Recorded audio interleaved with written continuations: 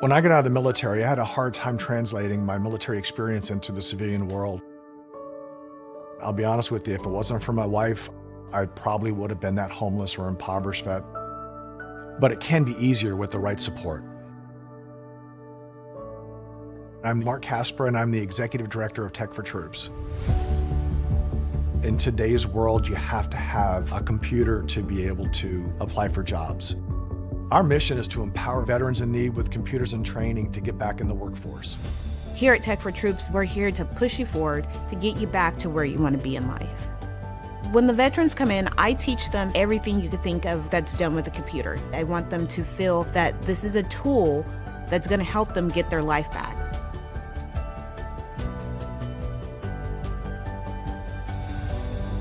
I went into a kind of a deep depression. Eventually, I lost my job and I was out on the street. The computer was able to connect me to the web, and I was able to start putting resumes out. And you have to have these small building blocks to get from point A to point B. I'm not worried about employment anymore. The need is great, and we want to be able to support our veterans across the nation.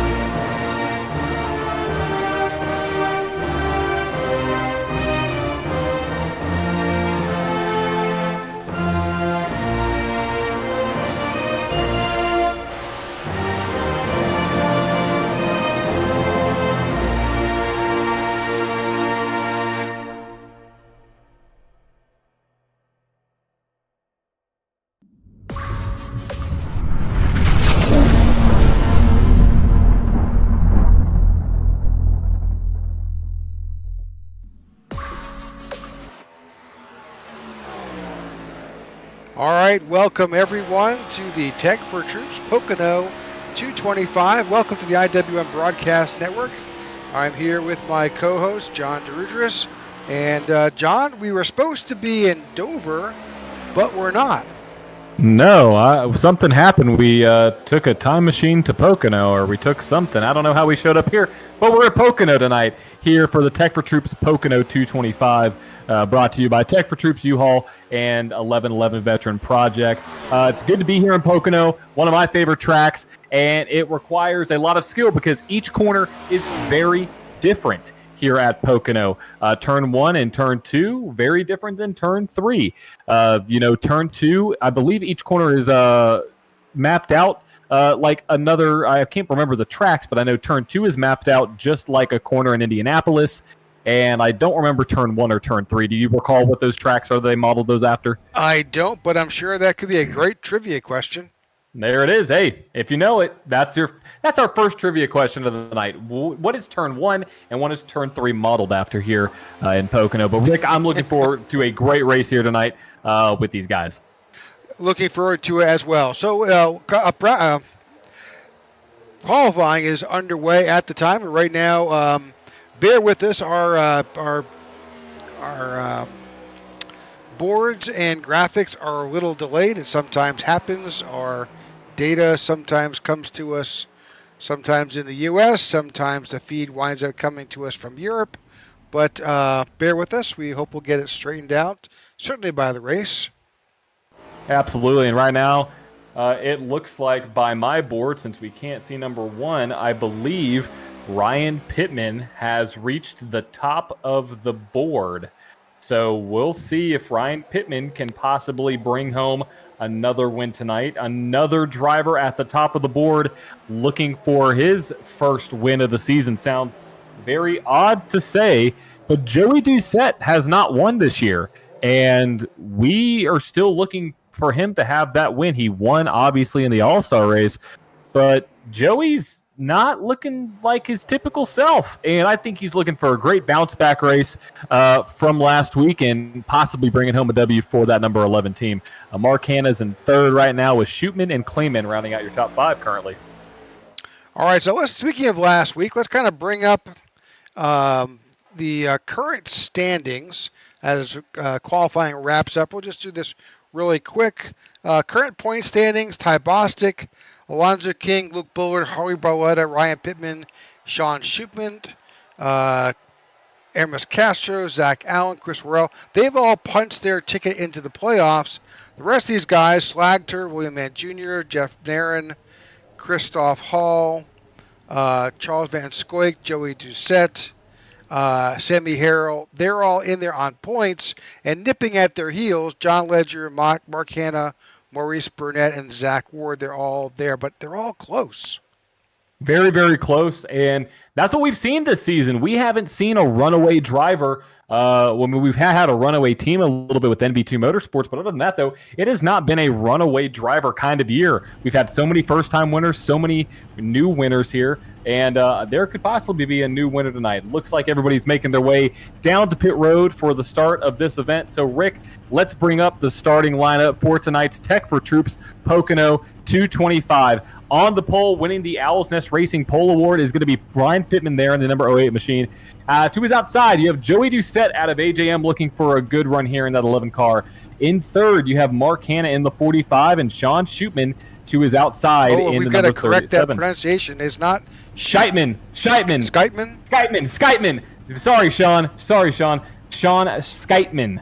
Kite, like S and kite and man. So that is a new pronunciation that we did not know about. And apologies to Sean forever, even though he told us not to apologize. We are so sorry.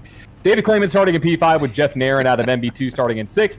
Ian Ogden in 7th. Zach Ward starting in 8th. Luke Bullard out of MB2 as well starting in 9th. And David Miller rounds out your top 10. Christoph Hall is in 11th. Sammy Harrell to his outside in 12th. John Ledger in 13th. Mike Slagter in 14th. Jesse Vaughn is in 15th. Alonzo King in 16th.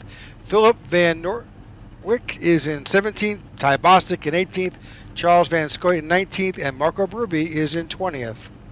Evan Amick rounds out the top 21 with Maurice Burnett to his outside in 22nd. William Mann Jr. in the number 29 machine looking to have a strong run there starting in 23rd with the very familiar Colin Garrett in the 69 starting in 24th. In 25th, in the number 2 machine, Ken Vandemark and Bobby Gibson to his outside in the 28th. Now, these drivers below here did not make a qualifying lap, but Travis Murgard is going to be starting in the 27th position, Pete Woodrum in 28th, David P. Sharon in 29th, and Dave Sharon in 30th with David Watts rounding out your 31-car field for tonight's Tech4Troops Pocono 225. Rick, I'm excited for this one. I think it's going to be a really good race. Yeah, absolutely. And so just a little bit of race info. We've got 90 laps here at the Tricky Triangle. We've got 60% fuel, 1 fast repair, 5 sets of tires, 3 green-white checkers if we need them.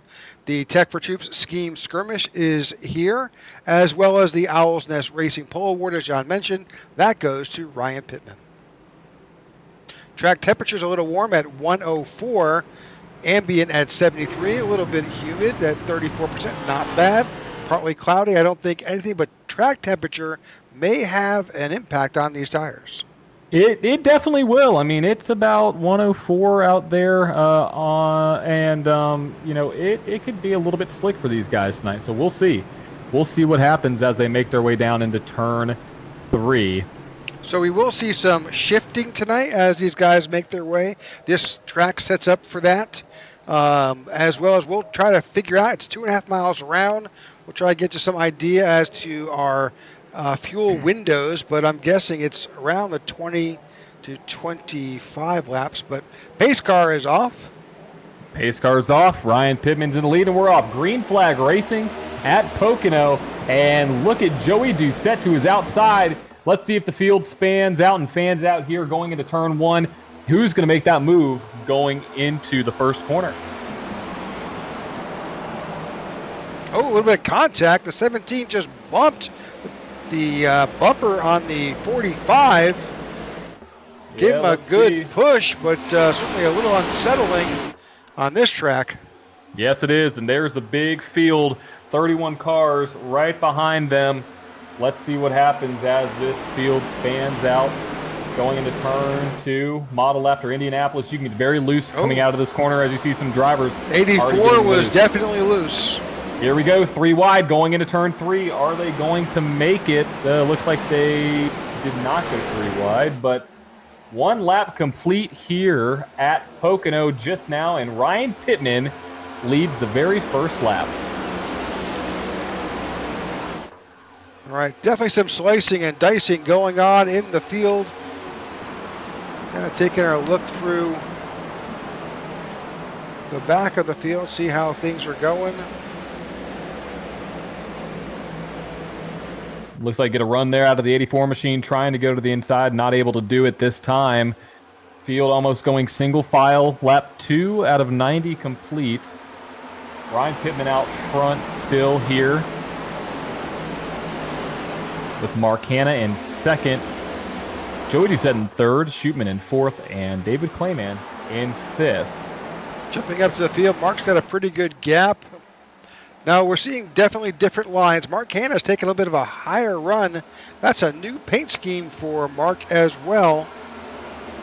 Hey, new paint schemes, always a good thing to have. We'll see if that maybe bring home his first win here tonight at Pocono. Field dives down into 1 again. Everything clean and green so far. Hopefully I did not jinx that. But looks like everything has been status quo right now as the field makes their way out of turn 1. Have a couple battles going on a little bit further onto the back of the pack. Yep, looking a little bit farther back.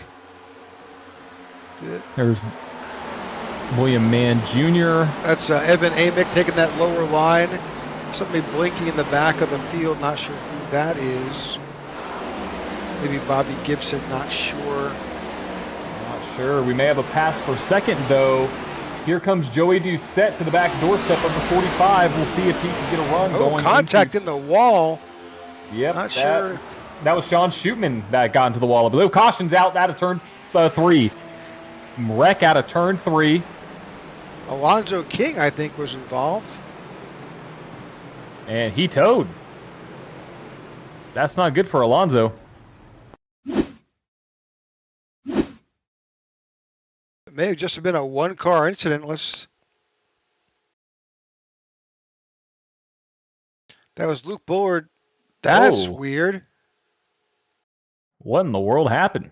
That me reminded me. Didn't his VR headset disconnected last time? I believe it did. That may be the same exact thing that happened this time by. Unfortunate there for Alonso. Hopefully he's able to get back into it. Still early on. Get that headset fixed, bud, and let's get back on the track. So we'll see what happens. So only 3 laps are in the books. One driver has had an issue, Mr. Alonzo King. But so far, pretty clean. Some good racing.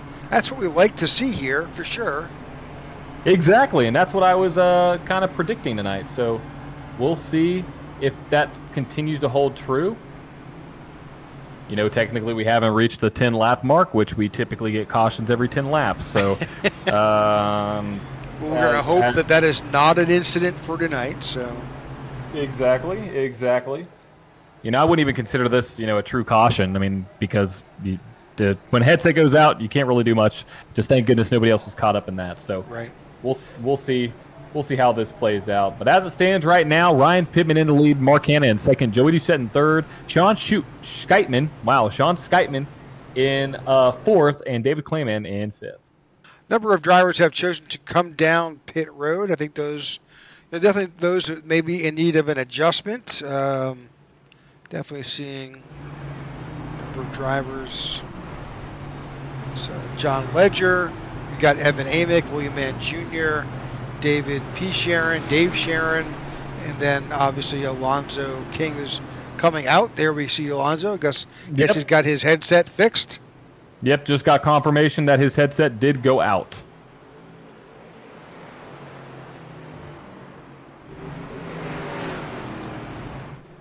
Unfortunate, but this is a big track, so he unfortunately he may put him down a lap.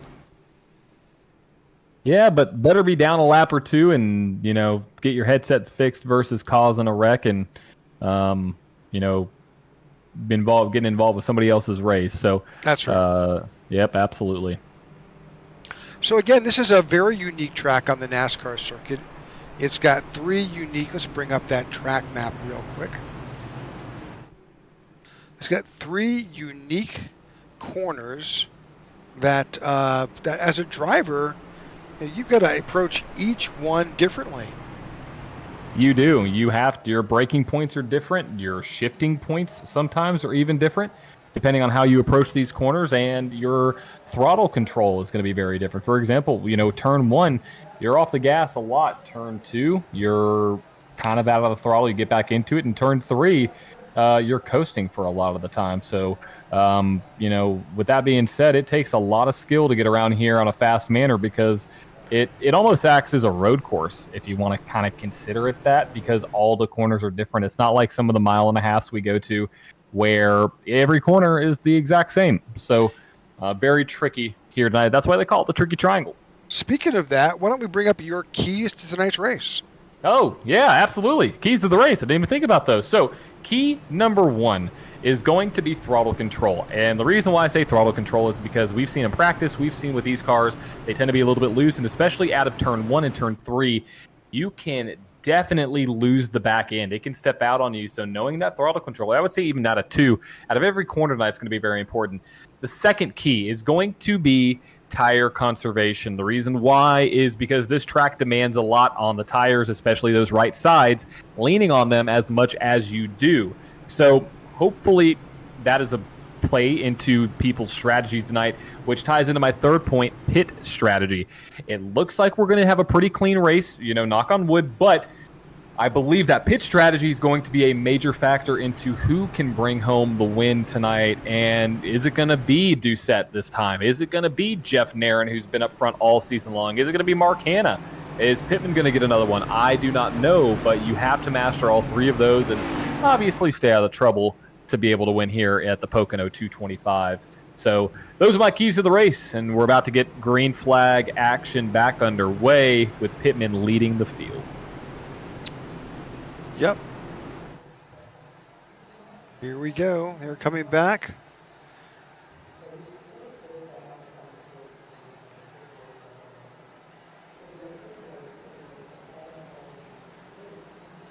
Pace car is about to dip down.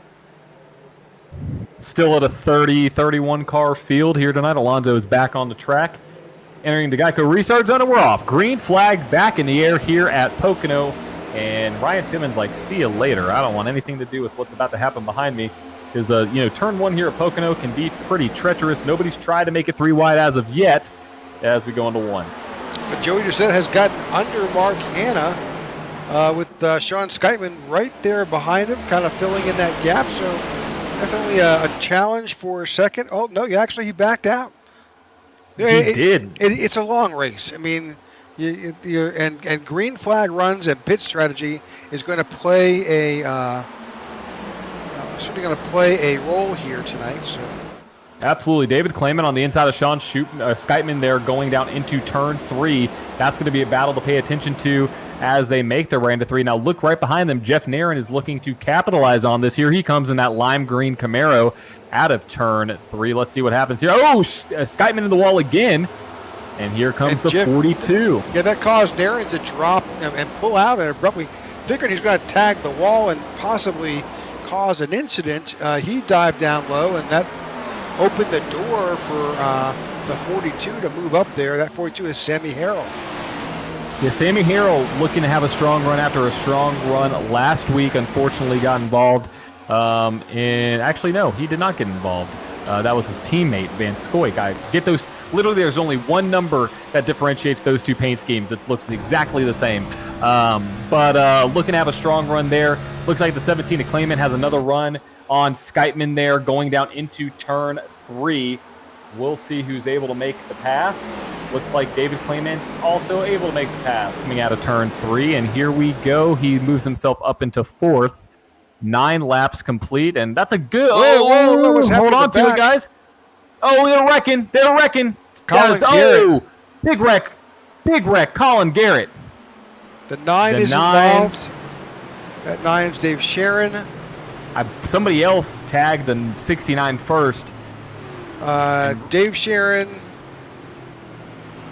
Colin Garrett, I know were involved. I don't know. We can go back and look at that. Let's go back and.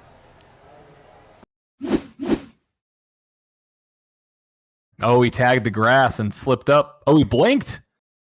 Yeah. Oh, he blinked. That's exactly what that was. So what a hard hit. So that was the 2 of Kane Vandermark. And just nowhere. The 77 came up behind him. Let's back that up a little bit. Let's just nowhere for that 77 to go. I mean, you see the 2 almost reappear inside. Did both of them blink? No, the 69 is in the grass. The 2 are side by side. The 69 disappears. And then reappears back. He reappears right next. And then they wind up. I don't think he's actually there. I think they're just, this is one of those things where. I mean, that's net code. That's basically. That's correct. Unfortunately, it is net code. And then a gnarly hit right here in the right rear by the 77 machine. Just hard hit. Sends the 69 airborne. Nowhere to go for Evan Amick. See Hoods that are just logo flying, yeah. Hoods flying all over the track. Okay. Unfortunately, a lot of damage. That brings out our second caution of the night here. And Rick, you know what lap it is. Lap 10. I love trends. I love trends so much. I understand Larry Mack to an absolute T right now. Trends are sometimes our enemies, but sometimes our friends. In this case, we hate trends. So that brings out our second caution of the night due to incident. 10 laps into the night's 90-lap event.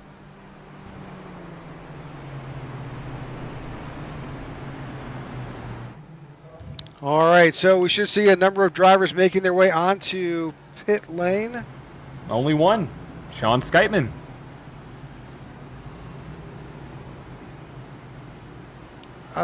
More filling back in. I think you've got Philip Vanderwerk, Pete Woodrum, William Ant Jr., David Watts, David P. Sharon is now coming on pit road. So a number of drivers.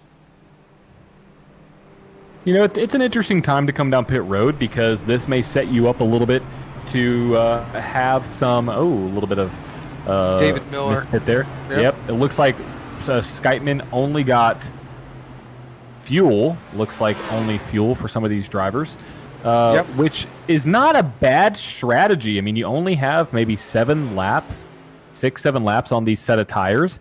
These guys right here in the back could be what's going on with the 29. He's going straight for the wall, Rick. Don't know if you could go back to the 29 machine. Okay, he's good. He's good. I saw him literally making a straight dive into the wall, and I was like, oh no, what's going on with William Mann Jr.? Hopefully not another connection issue or possible screen issue there. But no, these drivers are going to have an interesting race now because some people are off cycle, which could help later in the race. With 5 or 6 laps on these tires, yes, it'll be a little bit different. You have a little bit less grip on the back end, but you will, if this stays green, you'll be able to stay out a little bit longer. And if you get a caution right, you could be up in the front of the pack. You never know what's going to happen. So I like the move. All right, 80 laps to go, 11 in the books or so. Good evening, gentlemen. How are you doing tonight? Mr. Parker, welcome to the broadcast booth. It's a pleasure to be here. I was just in time to catch that 10th lap omen. Is that what we were going with? We'll call it. Yeah. We decided it's not coincidence. So, but I did enjoy them moving on. and getting back on the track, I am going to award our paint scheme of the night to the 77 car. And we got a great look at Mr. Amick's paint scheme when he tagged off the wall, and the hood actually flew at the camera. So while we're not rewarding, say, the accident, it was just great placement of the logo, and it just really, as an action shot, I'm going to try and utilize that in some of the promotions. It's fantastic. Love it. But I also wanted to point out Mr. Clayman's car. He has a new chromed out version of the Scum game car. Trying to think of, it's the 17 car. Yep, that's we're right there focusing on him on the broadcast. Definitely his Fantastic. numbers are definitely chromed. Oh, And we yeah. also saw the 45 has got a new paint scheme for tonight. Yes, absolutely. So there are some new ones. Love to see this new stuff through here. Just a pleasure being able to take part of it with you guys. Tech4Troops is having a night at the races, Richmond Raceway. That's July 30th. So in about a week and a half. Tech4Troops.org for more info. And just thanks for having me here, guys. You got it. A big checkup on the bottom lane. Don't really know what's going on with the 42 machine. I believe that is Sammy Harrell.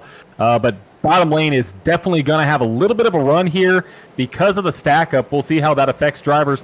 As we're back to green flag racing, Rick. Green flag back in the air, and Ryan Pittman is like, see ya. I don't want to be a see Shot ya. out of the cannon. All right, that was Jason Parker with Tech4Troops, who came in and spent a few minutes with us. We thank Jason not only for coming in and visiting and talking about paint schemes each and every week. Tech4Troops sponsors a scheme skirmish, awarding these drivers with a little bit of pocket money to have their teams and have their schemes painted up each and every week. But in addition, Jason's with our title sponsor, Tech4Troops, fabulous organization that helps out veterans and brings them technology and training. Feel free to go to their website and check out Tech4Troops.org. Absolutely. Such a good mission. As we see these drivers make their way out of turn 3. One driver that he was just talking about, the 17 of David Clayman there, he's looking to the back doorstep of the Marcana machine there in P2. And here comes the, I believe that is the 11, Jody said, a block. Contact, yeah. Looks like a little bit downside block. Here comes the 11 back to the 17. That's going to open up the door, though. That's going to allow the 11 to get to the inside.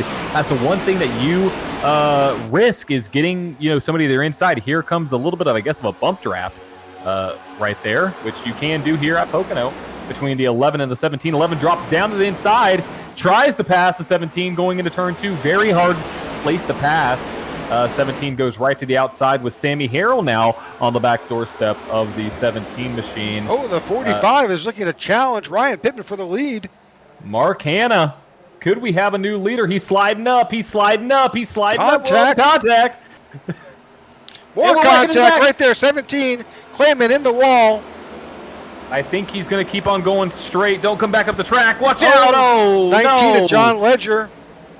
Keep it forward, guys. Keep it going straight. Keep it going straight. Don't park it. Don't park it. He definitely has some damage, though. Yeah, that toe link. I don't know if we want to go back and review that, but it looked like he couldn't turn his car, Rick. I mean, he literally, his car would not turn probably because of his toe link issues. Taking a quick, he's definitely got turning issues there. He's scrubbing that safer barrier. Watch out. You got a car cut behind you, 17. Watch out, 17. At best to take the inside because the outside is going to, that car is just struggling. Let's see him get a shot of that right side. It looks like that front toe link is broken on that front side of that car. Yeah, something's definitely not right there. Hopefully he's able to nurse that thing around. It looks like he's going to be able to. Just making it around turn 3. Hopefully he's able to keep it off the wall and come down pit road.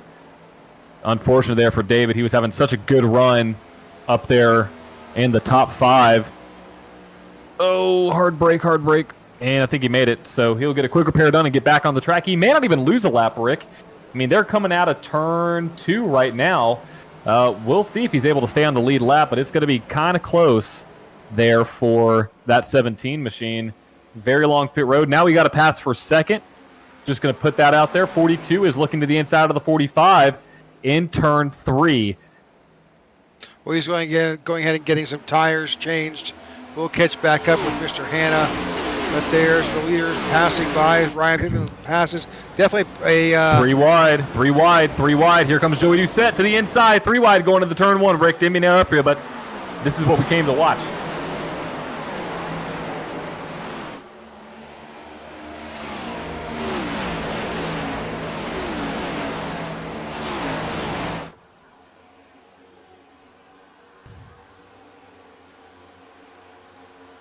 All right, Mark Hanna is still holding on to second. Joey Doucette in third, and Semi Harrell is right there in fourth.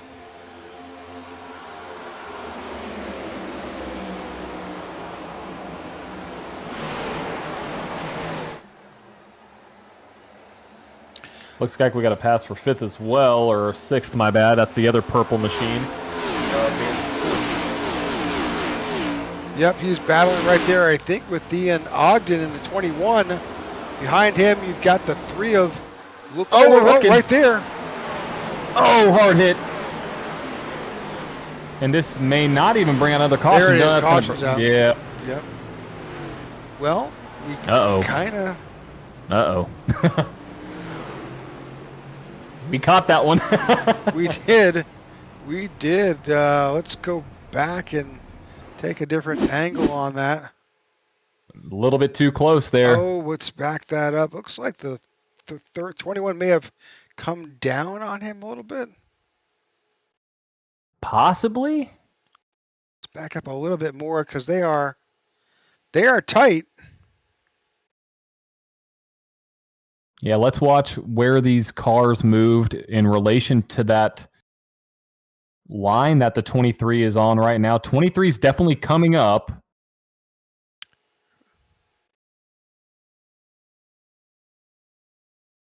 I mean, 23 is pretty consistent right there. Yep, he's holding it. Creeping up. Oh, I think it was a mixture of... Ooh, I don't know. Well, you can make up your own mind just exactly what happened there, but unfortunately, it looks like the 21 may have come down a little bit. Did you see it that way? That's where I'm leaning. I mean, the 23 was doing everything that you need to do to pass a driver on the front stretch. You want to crowd them as much as you can. Also, I believe that's a new number for Van Scoik. Yeah, unfortunately, the tower shows him as 41, but he is currently showing in the 23. So, yeah, tough break there. I believe that is definitely a racing incident, though. Just 2 drivers battling side by side. Sometimes you get a little bit too close. That's correct. Okay, third caution of the night, lap 72. Lap 19. We don't really count the first caution as a caution. That was unfortunately a headset disconnect on Ian Ogden. So we are 20 laps in and we've got 2 cautions. Interesting. Trends. My favorite word tonight. Trends. Yep. So the 23 has definitely got some damage. He may or may not choose to exercise his fast repair, but the entire field now is coming down pit road. I mean, I would if I were him. I mean, he hit that inside wall fairly hard. He did. Let's see who's going to be the fastest driver coming on and coming off of pit road. Who is going to be the winner? This is a big point in tonight's race because it matters where you come out of pit road. So who is going to have the best pit stop and the best pit crew tonight? We Mark already Hanna see here. Jeff Heron. Yeah, Mark Hanna was way slow on that pit. It's like he wasn't able to get. maybe he didn't have what he wanted selected in time, so it took a while to bring out the his pit crew.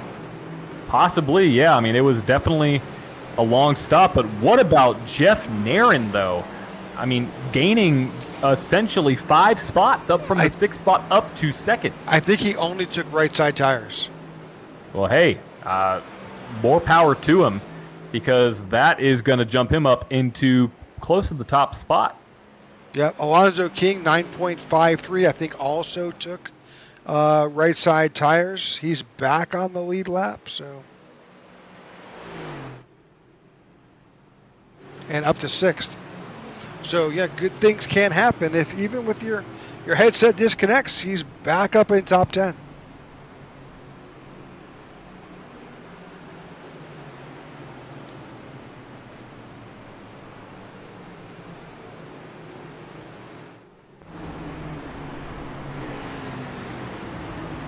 So Hunter Harmon commented on YouTube about the 7 car and its new paint.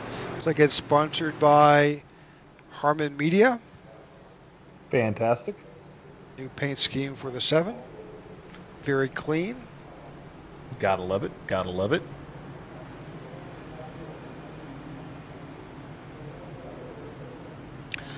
So 70 laps to go. Looks like Charles Van Scoik is back on pit road. I think as he took the opportunity at this time to let's go ahead and get that repair done. Yeah, might as well. You should just come down pit road, get that machine fixed, and it's so hard that you're going to do that in the early stages of the race, but you know what? You got to do it. You can't. There's no way you can make it around and stay competitive without a clean race car, at least reasonably clean. But obviously, with some type of damage, specifically what he had in that event, it'd be near impossible. So right now, Jeff Nairn is showing as our lead car. He's sitting on the outside. I guess they can. Do we have a choose rule? Do you have an option to choose a line? Well, it looks like the 37 should be the leader, actually. The 27 isn't on my side. At least this is what it says based off of the last scoring loop. Okay. So that would make sense.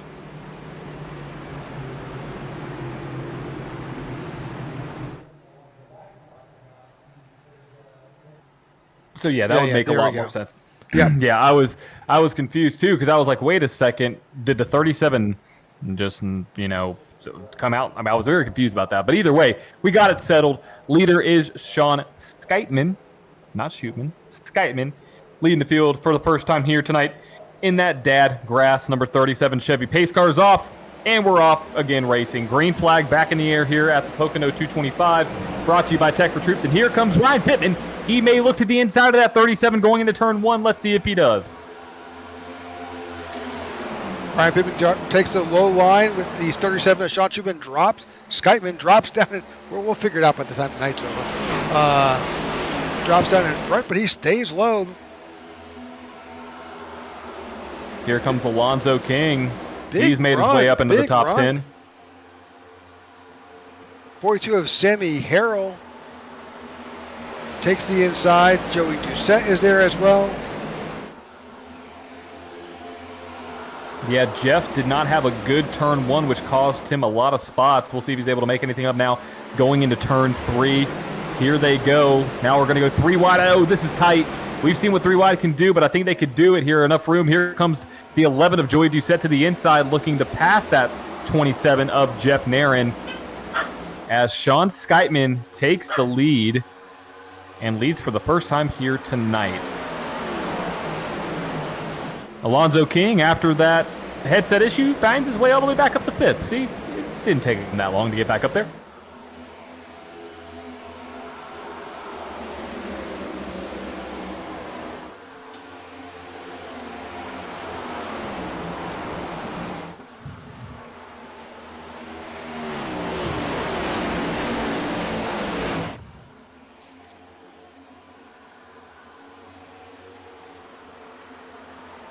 All right, lap 23 is in the books. Sean Skytman continues to show us the way. Ryan Pittman in second, Sammy Harrell third, Jeff Nairn in fourth, Alonzo King up to fifth.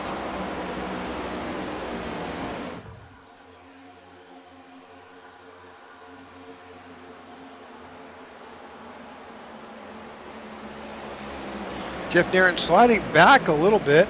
Alonzo King slips underneath. Ooh, a little bit of contact.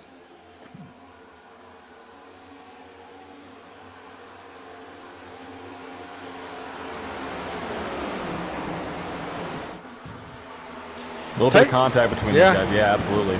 Tight racing in the back here. Oh, car a little loose on the bottom. Watch out. That was the 7 car of Zach Ward. Love He's that. got a little bit of pressure by the absolutely. He's got a little bit of pressure from the 22 of Ty Bostic, as well as the 45 of Mark Hanna is back there. So they're all racing for 8. Yep. Luke Bullard is there as well. Yeah, looking to have a good run there out of that number 3 machine. Hoping to get back up here. Looks like a new paint scheme as well for that number 3 car. Yeah. We'll see what he's able to do. You know, he won the very first race of the season. He's locked into the playoffs. And, but he's always looking for more wins, just like every other driver here. Oh, Alonso got to the back of 42 of Sammy Harrell, shot him down the track. Let's see what happens here. A little bit loose out of turn 2 as well. Here comes Alonso again back to the inside. Don't think Sammy's going to be too happy with that. Pushing Alonso up the track. slides up. Yeah, a little bit of contact. Oh, that pushed Sammy in the wall, and that's going to give the big run. 40-11 of Joey Doucette down into turn 1. And here we go again. 3 wide. Spotters, you better be good. Here comes Joey Doucette back. Oh, Alonso's gone. Alonso is blinking a little bit there. Not good. And watch out for the 3 now. The 3 may have a run as we have 2x2 for 4th, 5th, 6th, and 7th. This is always a hard place to go 2x2, Rick. I don't know if they're going to make it. Somebody may have to give. Looks like the 3. Yep. They broke up. Yep, they had to. And we may have 3 wide again going in. Zach Ward thought differently of that.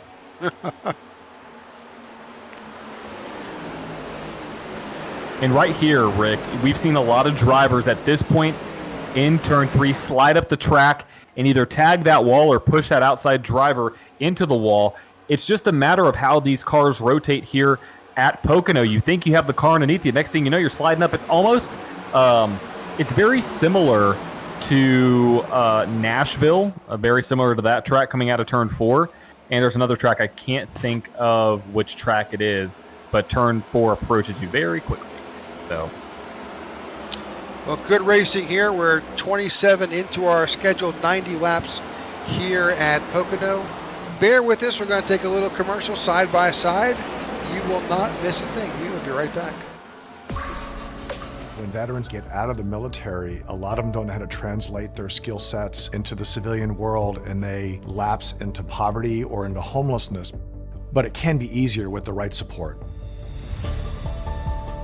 At Tech4Troops, our mission is to empower veterans in need with computers and training to get back in the workforce. We want to be able to support our veterans across the nation.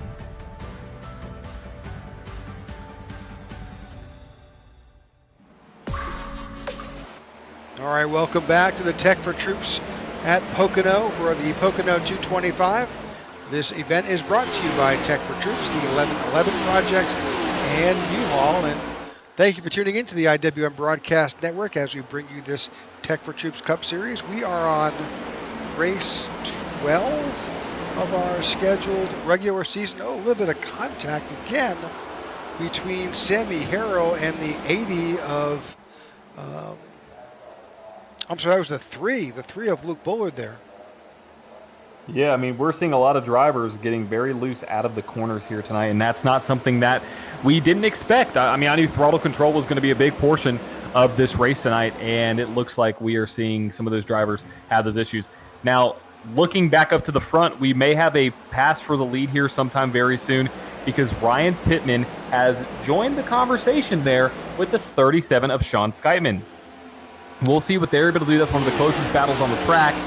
And Ryan's looking for a win, so or I guess, so is Sean. I mean, obviously. Let me say that all drivers are looking for a win.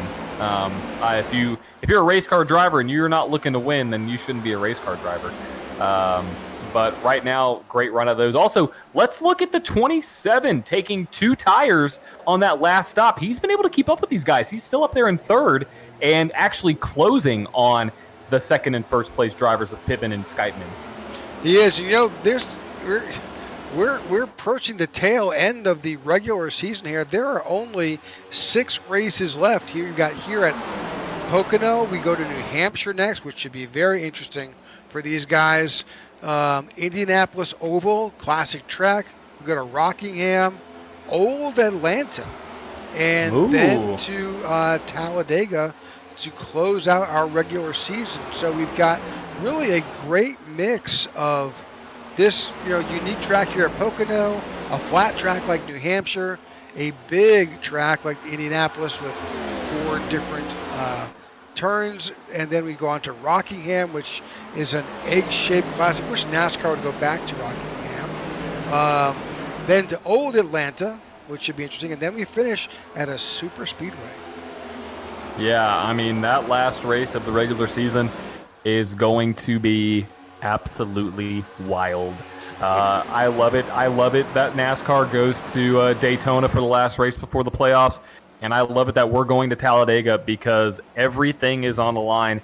And the thing is, anybody can win. Anybody can. I mean, right now, my bet for that race would be that 27 machine. And looking there, we got contact! He turned him. He turned him. Big wreck. 37 can up. avoid it. 4 people, 45's in the grass, in the inside retaining wall. Oh no, the 2 leaders tangle. They tango and tangle into the inside wall. One of the hardest places to hit here at Pocono. Ryan Pittman is damaged. Oh man, we need to take a look at that one. That one was wild, Rick. All right, let's get back to that replay. Let's get a shot from Sean Shootman, far chase. Let's get this. All right, let's dissect this. Oh, is this? It's the same thing. It's almost the same thing as what we saw earlier between. Code? I don't know. Not a net code. I think it's possibly. I think it was when the 23 got involved. It was just 2 drivers making close contact. I mean, it's really close here, Rick. I don't know if we could even. I'm looking for a better shot. Oh, there. We may need something a little bit like overhead, possibly. There's some trees. Let's go to a chopper. I think do I have a tighter chopper shot? I'm looking for a better shot here. I mean, that one going back a couple could be good. Just catching it from the front, maybe, and see where those drivers were. Or maybe even this one would be good, too. Just seeing what happened. We can see the distance between the wall and Skytman's car and where the 08 of Pittman was in relation to this. Skytman's on that seam. Well, yeah. Yeah. It's just tough. I mean, it's almost the same exact incident we saw before. I believe it was the 21 and the 23, which is actually the 41. Back it up and look at his hands.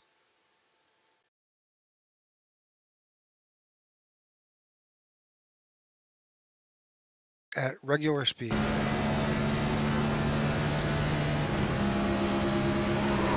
Oh yeah, you could see his car started to turn to the left. Was it on the shift? Possibly.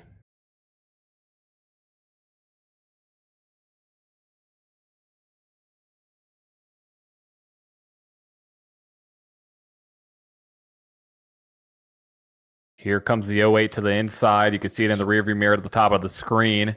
And in the side mirror right there, that center mark on his.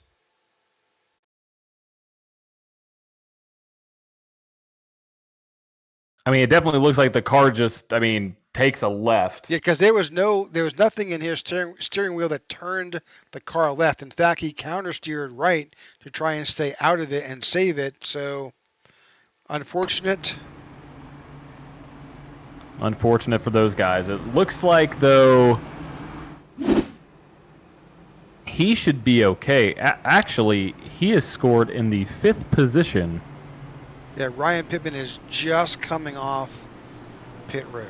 Yeah, he is 1 lap down. So Sean scored in the 5th position as it stands. Yeah, I don't think that that's actually the case, though.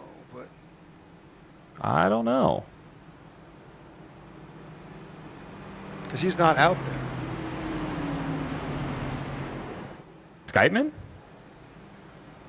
Do you see his car? I see his car. He's right by the 42 of Sammy Harrell. Now he's on the inside. He is stopping on the track. He's letting everybody by. He's that white car, right? Yeah. He's way in back. He's way in back. Yeah, okay, now he's dropping back. Okay, I was confused. It showed him up in 5th by the telemetry, and I was like, okay, sure. But yeah, no, he is all the way at the back of the pack now. So your new top 5 as it stands: Ian Ogden, Alonzo King, Zach Ward, David Miller, and Jeff Narin. We are going to see what these drivers can do now that they all came down pit road except for your leader, Ian Ogden. Ian Ogden did not come down pit road. He last pit on lap 19. Everybody else hit on lap 32. So a lot of comments on our YouTube channel, and certainly we'll do our best if we do try to refresh trading paints. That will affect everybody's paint. We can try that because I guess Charles Van Scoik is saying he is in the 41. There may be an issue with trading paints acting up. We're under yellow here. Let's see if we can refresh.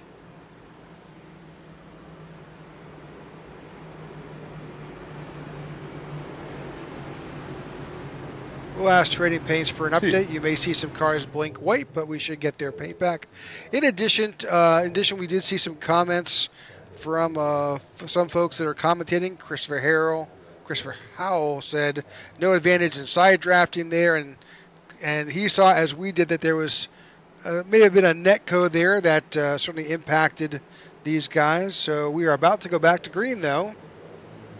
Here we are. Green's back in the air. Green flag racing back here at Pocono. Field dives down. Going to be going into turn 1. Don't see anybody making any advantageous moves as of yet. But, a little bit of contact maybe from 4th and 5th. But everybody seems to be making their way through cleanly. Looking back there, I believe that is the 84 machine of Jesse Vaughn making his way through the field. You see iRacing refreshing some of those paint schemes.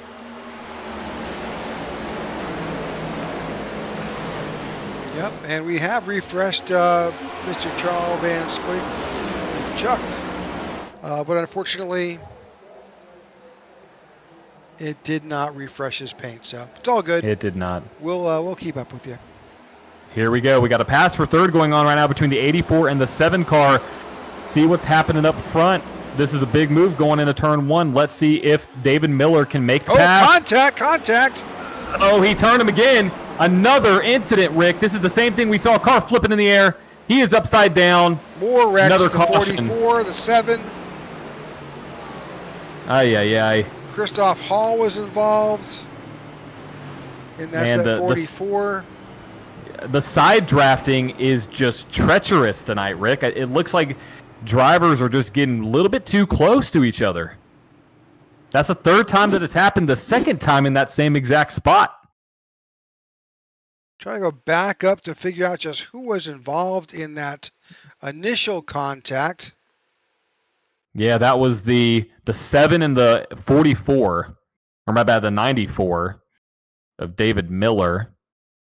There we go. There's the shot. I mean, this is literally looks like we're, same, on repeat. Oh, did the 94 come up? A little bit, but it's just, it's too close. They're not. They need to give each other a bit more room because it's a net code. And vicious hit here. I mean, it sends the car completely airborne up into the roof, flipping up onto the track. Not something that you ever want to see out of these Cup cars. And nowhere for Christoph Hall to go. Yeah, just nowhere to go for the Christoph Hall machine. Yep. Yeah, that's just iRacing being iRacing there. And unfortunate there for the 7. Very unfortunate, but a wild ride though. I mean, geez, car airborne at Pocono. It's tough, but we're 37 laps in to the night's 90-lap event here at Pocono, and want to thank all the individuals who are watching on all our channels, as well as Tech4Troops for sponsoring this, as well as the 1111 Veteran Project and U-Haul that you see up in the top left-hand corner. Rick, what's your analysis early on? We're I guess not early on. We're almost halfway through the event. 8 laps from halfway. What is your take on the race so far? Well, I think that the racing is tight, it's close, and maybe a little bit too close for what iRacing can keep up with these guys. They've got to give each other a little bit more room. Great fake by the 21 of Ian Ogden. Some folks may have taken, Alonzo King may have taken the bait on that, but he winds up in and on pit road by him with just a few folks. David Miller, who was involved in that incident, Mike Slagder, David P. Sharon, and Christoph Hall are currently on pit road with Zach Ward and Bobby Gibson. But I'm attributing it to the fact that they're running close, and it's a little bit too close for iRacing to figure out. And we're seeing some racing that looks cool, but unfortunately, it's going to take you out. It is, and it's all a matter of time. It's a long race at Pocono. Lap times are over the 53.5 second mark, so it takes a long time to get around this track, and drivers want to make up as much ground as they can here. It looks like actually the pace lights are off. Nope, am I seeing that correctly? Nope, they're still on? Okay, I need glasses. Well, while that's happening, we're going to take a quick commercial break. We'll be right back. Let's do it. Are you looking for a way to safely and securely dispose of your old electronic devices? Why not donate them to Tech4Troops? Tech4Troops is a 501c3 nonprofit dedicated to bridging the technology gap for in-need veterans and their families. The donation process is quick and easy. Simply go to tech4troops.org and click on the donate link at the top right-hand side of the page. Scroll down to access the Give Back Box link. To create your shipping label, click Add to Cart and complete the checkout process. The shipping label is good for up to 50 pounds. You can recycle most standard shipping boxes to send in your devices. Oh, don't forget the power cords. Give new life to your old technology by responsibly recycling with Tech4Troops. Help save the environment and support a veteran.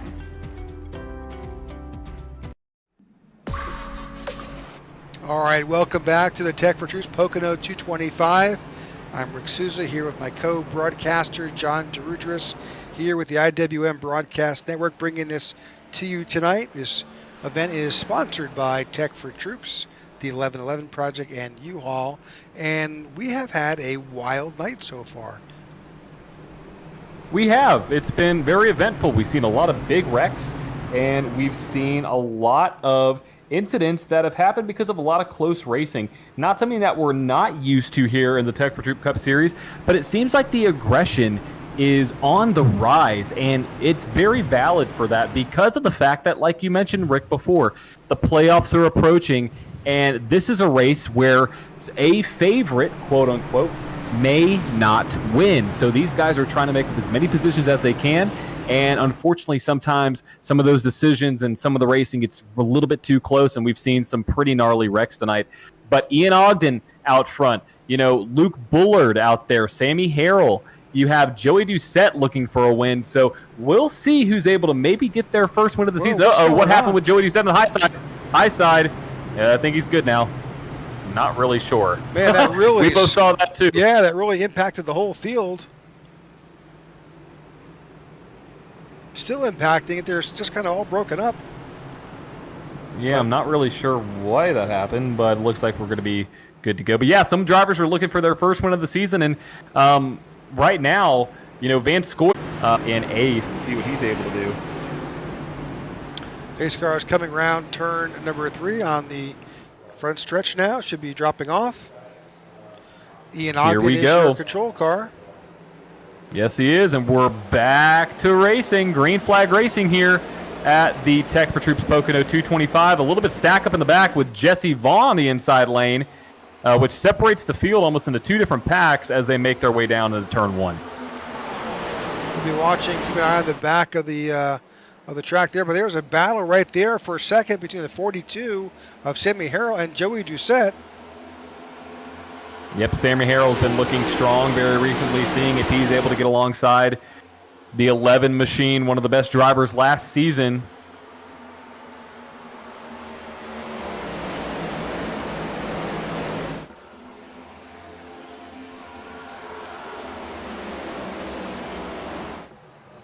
Ian Ogden pulls out to a pretty big lead, but we'll stretch back a bit.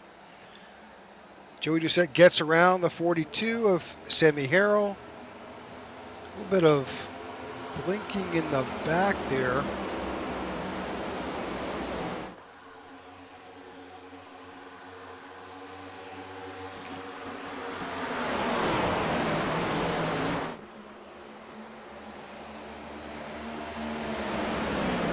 Just a little bit as we see a battle now for second place. That's Luke Bullard and Sammy Harrell. Luke Bullard's looking to get his second win on the season here in that number 3 machine out of NB2 Motorsports. 42 goes high, allowing the 3 to get a much better line. I think they're a door-to-door. They need to be careful. We've seen that all night. We have. We've seen it all night, and if he slides up out of turn 3, this could be treacherous. And I don't think so much of it is the driver error. It's really, I think that it's so close racing that I believe that there's a bit of an issue with iRacing in how it's calculating what's the position for these cars. Possibly. I would agree. And we do have a pass for the lead. Joey Doucette now at the point, making a pass on Ian Ogden, but don't look so far. Here comes Ian Ogden on the run. Caution's back out. Ryan caution. Pittman may have crashed. It looks like he is falling. That is. It's a 48 for Philip Vandertwerk. Vandertwick? Philip Vandertwick. Vandertwick. Yeah. Well, unfortunate situation for Ryan Pittman. He was up front and leading, but wound up cycled back because of an incident with the 37 and has just not been able to get back up front. And sometimes it happens that way. When you get up in the front, you're great, but then when you have an incident, you just can never really find your way back up to the front of the field. And that's what Ryan Pittman is feeling here tonight in the Pocono 225. 2 laps from halfway, Rick. So we'll see how the field comes down pit road. We'll see if anybody does make their way down. But right now, we are 2 laps from halfway.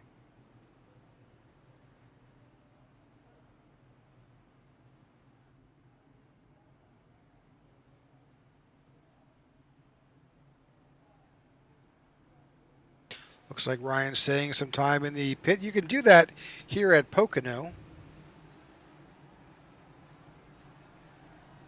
Yeah, I mean, it's a long track. It takes 53 seconds to get around here on a normal lap, and under caution, it's a lot more than that. So if you got some damage, you can take some time to try to get it cleaned up.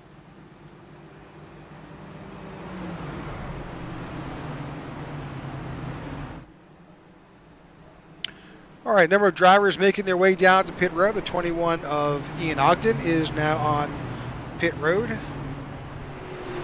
Also seeing David Miller, Pete Woodrum, David Sharon, David P. Sharon, Philip Vander Twerk, who was involved in that incident, Christoph Hall. They're joining Ryan Pittman, who's still on pit road getting some work done.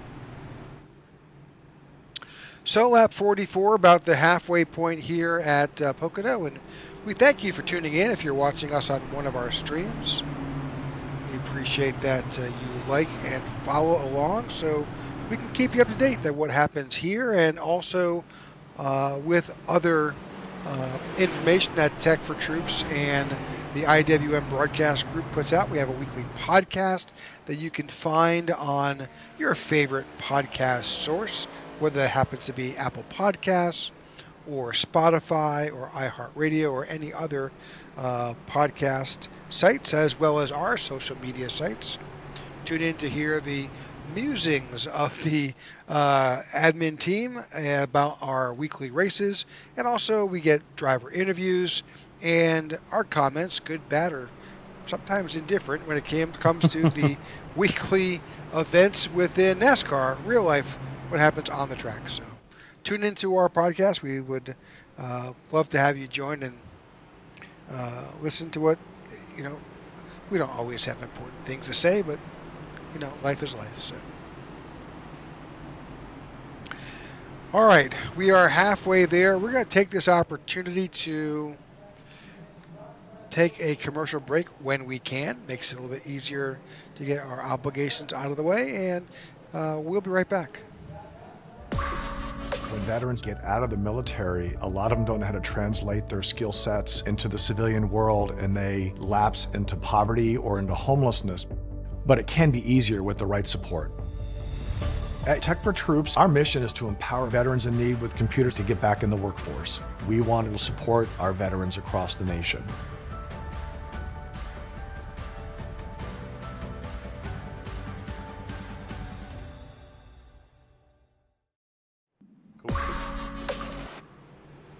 All right, welcome back. We are currently under caution, the 6th caution of the night. We are at the halfway point here at Pocono. Currently, right now, sitting up front is the 3 of Luke Bullard. Joey Doucette is up front. Luke Bullard is outside. The lights are off, so we're about to form back up to get back under green.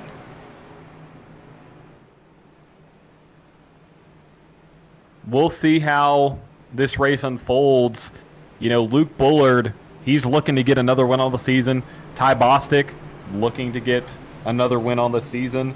If you don't really know what's going on in the point standings, it's been a great season for those two drivers. So we'll see what happens now as these drivers have made their way towards the front. All right, your top 10, Bullard, Doucette, Harrell, Bostic, Nairn, Van Scoik, Vaughn, Burnett, Ledger, and Mann.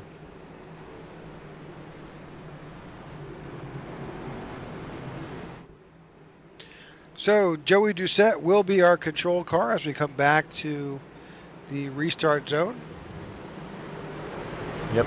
Joey Doucette hasn't been having a great season so far, needless to say. 1 top 5 and 3 top 10s. It's just not a typical season for Joey Doucette, but he is the control car. He is the leader of this field. Let's see what he's able to do when he's out front. Green flag back in the air. Joey Doucette takes the lead and controls the field down to the turn 1. Here's the 42 to the inside of the 3 machine of Luke Bullard as the field swarms down into turn 1. That was 3 David wide. Clayman in the back there. He moved right in front of the 99 of Berube. A little close. You actually saw him move the nose of the 99 car as he came in and entered in front of him. Here comes Sammy Harrell to the inside of the 3. Watch out. Don't get too close. Oh, he spins Gosh, him. darn it, guys. And caution. Again. Yep. I think it's just for what it is now. Oh, there's a hood on the track. Wow. I was like, oh, it's a purple hood. I think the thing is that at this point in time, I would argue that it's almost is it over aggression? I don't even know. I think it's just close. The racing is so close that it's contact. All right, let's go back and look at that. Yeah, I mean, we were right on it, Rick. Yeah, we were. It's just crowding that driver up the track. Yeah, I understand you want to get around him, but geez. Yeah, if I'm having to lay blame, I think I'm going to drop a little bit more onto the 42. Yeah, I mean, but we've seen it all night. It's just how this racing has been tonight. And like I said, drivers want to be aggressive and they want to make that pass. And get that side draft. They do. And Sammy had it, but a little too close, and unfortunately got some good cars involved in that. You see the 3 getting involved Takes as out well the there. 22. That's his partner, right? That's also yeah. NB2 car. Yep, and you see there's another car that slides into, I think either the 22 or the 3. I think it's a 22. I'm not sure who did, but somebody did slide right into the side of the 22 machine a little bit further on back.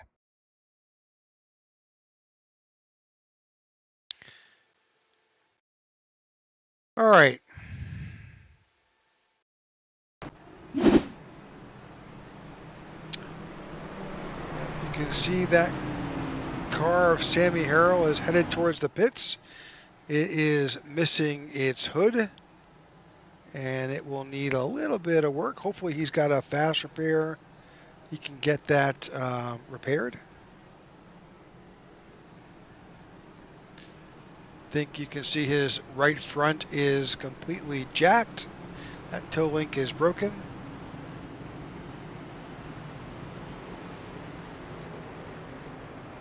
Apparently he did have a fast repair, so that car is repaired. So we're seeing the majority of the field is on pit road for its pit position 12 on back for our 7th caution of the night.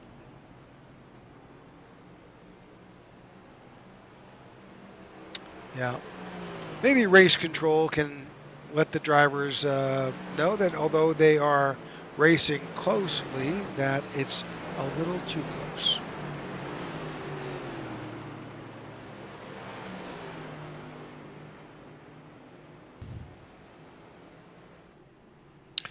All right, that puts Joey Doucette up and still is our control car. You've got Jeff Nairn behind him. See that Jesse Vaughn is now up there, as well as Alonzo King, and David Clayman is there, and that is our top 5.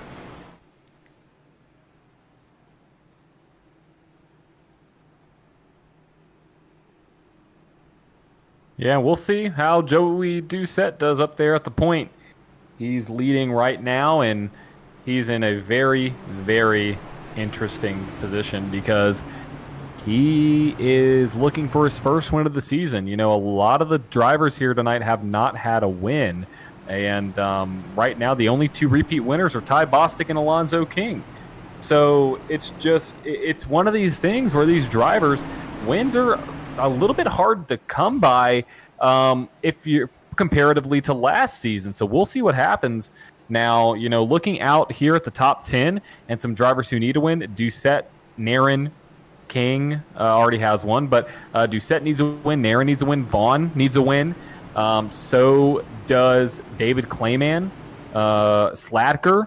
All these guys need a win, and so we'll see what happens now.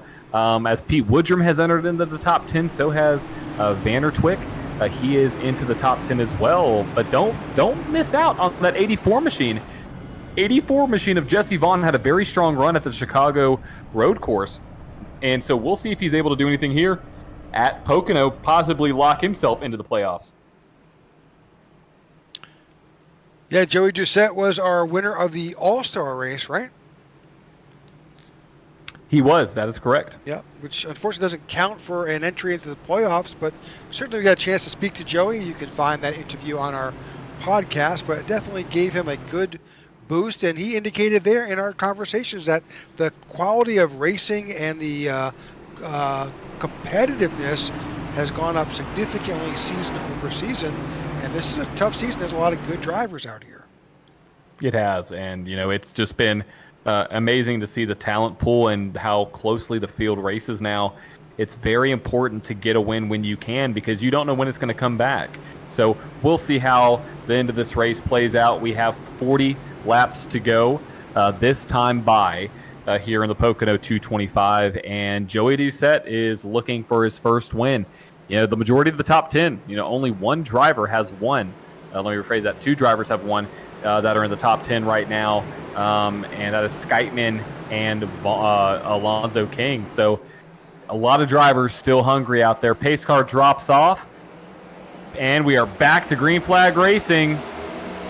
40 laps to go.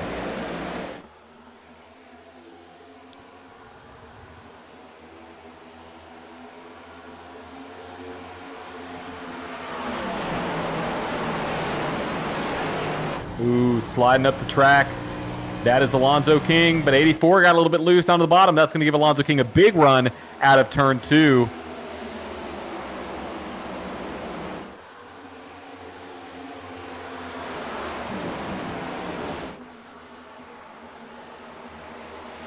Definitely battling back there with Jesse Vaughn getting around Sean Skytman. He's got David Clayman there that he's door to door with.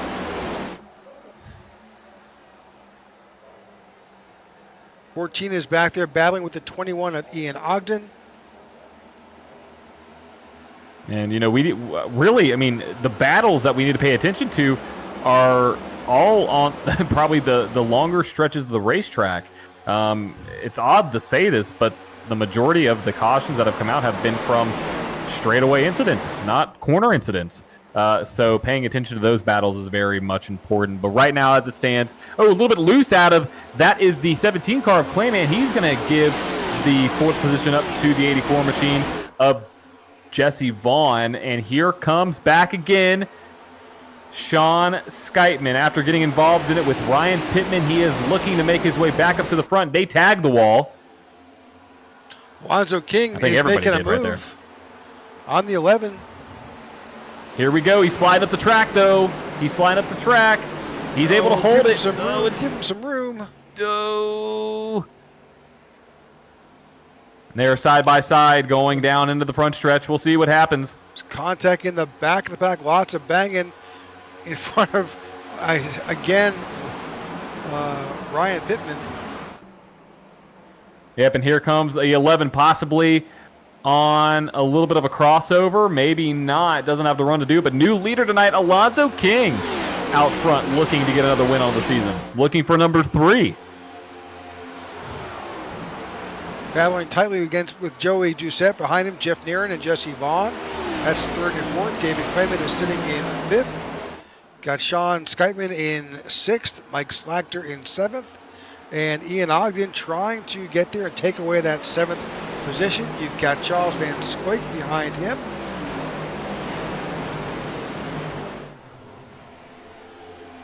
Further on back, you've got Kane Vandermark and Luke Bullard. Luke Bullard is now back up to 11th after that earlier incident.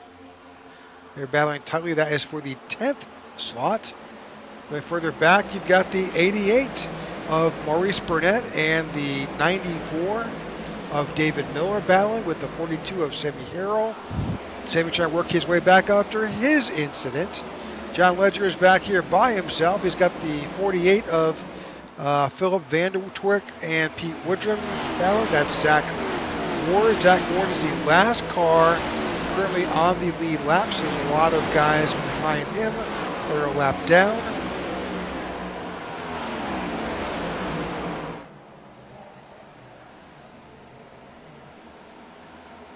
New 21's loose. 21 is loose. That is Ian Ogden. He's going to lose a couple positions out of the corner, possibly dropping himself down into 11th place. Unfortunately there for the 21 machine. Luke Bullard is back up to 10th and just behind Kane Vandermark.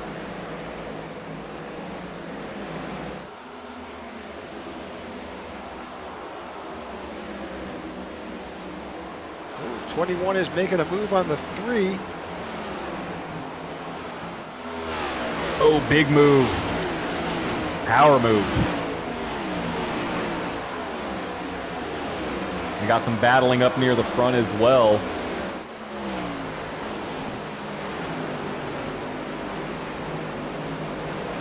You see the 37 now trying to get around the 84 of Jesse Vaughn. That is the newest battle that we have on the track. Here comes the 41, though, to the back doorstep. That's Van Scoik and Sladker. What a run by Mike, running up in P8 right now. Yeah, Mike's leading the regular season points.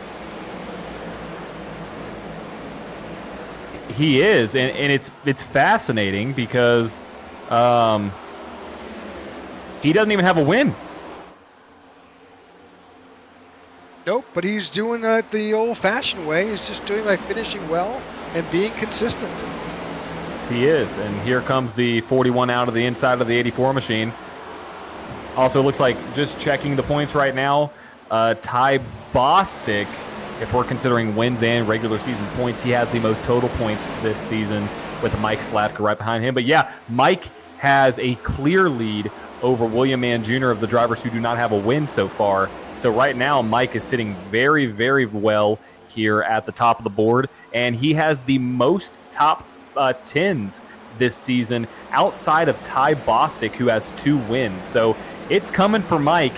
He's been very consistent, so we'll see what he's able to do here tonight.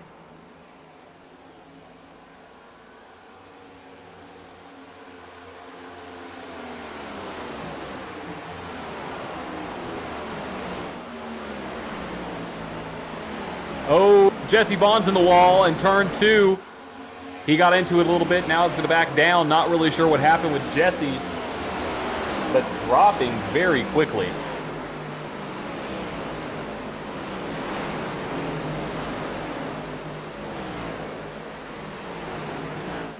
Contact. We're wrecking. Maybe not. He saved it. He didn't save it. We're That's wrecking the 3, still. Luke Bullard. We're wrecking. Yep, caution. That's all you can say, Rick. I know. It's just things that make you go, Okay. Let's see if we can get another look at that. Geez, this does not look familiar, does it? No, wait, I'm sorry. That may be the previous incident. That definitely was. That was definitely the previous incident.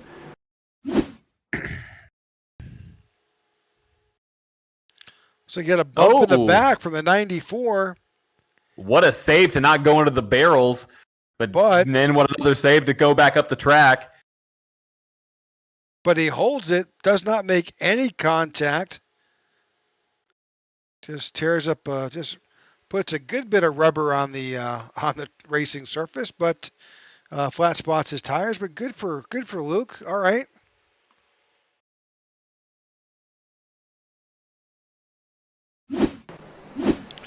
All right, that gets us up to lap 58.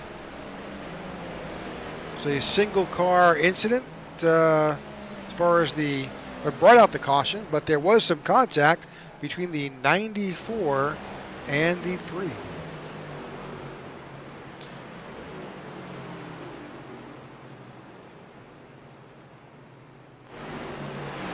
Rick, you know, it's a matter of time before this race starts to dwindle down, and next thing you know, we have 32 to go.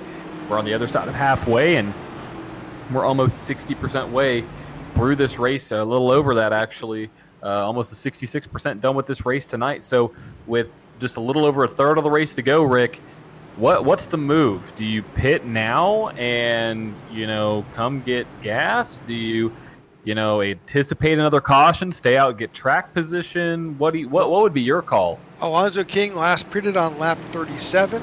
He's only got 21 laps on these tires. He took a full pit, so we got all 4 tires, but he's coming in. And I'm guessing he may just take fuel here, and then knowing he's going to stop one more time. I don't know what the fuel window is. We really haven't. I believe the fuel window is about 21 to 24 laps. I believe. So they'll need one more stop. There's a lot of guys off cycle here. Charles Van Scoik, Ian Ogden, Maurice Burnett, John Ledger, Mark Hanna, Christoph Hall, all pitted round lap 47. So they're off cycle. I don't know how that will play out. We'll have to follow it. Now, Ian Ogden is just riding around. He did not come in. He pitted last on 43. But I think definitely what we've got to focus on here is Alonzo King. We do. I mean, he's been, up at the front now for a little bit, and he seems like he's the car to beat. He got that early quote-unquote incident where he had to come down pit road and get his headset fixed, but he fought his way back from one lap down, and he was in the lead. So we'll see what he's able to do here with just about 30 laps to go when they get the green flag. But one thing that I want to talk about, and we've mentioned some of these names before in other races, our biggest movers of the race. Charles Van Scoik, Chuck up there, up 18 spots in P1. Maurice Burnett up 19 positions there in the number 88 machine. We've talked about him quite a bit a couple races ago, and he knows how to make his way up to the top. He could possibly squeak out a win here, teammates with all those other purple machines out there. So we'll see what he's able to do. A couple other big movers on the top 10. Sammy Harrell up 8 positions. Ian Ogden up 5. John Ledger up 8. And so is Alonzo King. Alonzo King up 8 positions as well. Well, every time you have big movers, you also have, unfortunately, some big movers in the opposite direction. And right now that puts us back here with Zach Ward. Zach is now 14 spots lower than when he qualified, sitting back here in 22nd position. Trying to get back up, and he's towards the tail end of the lead lap.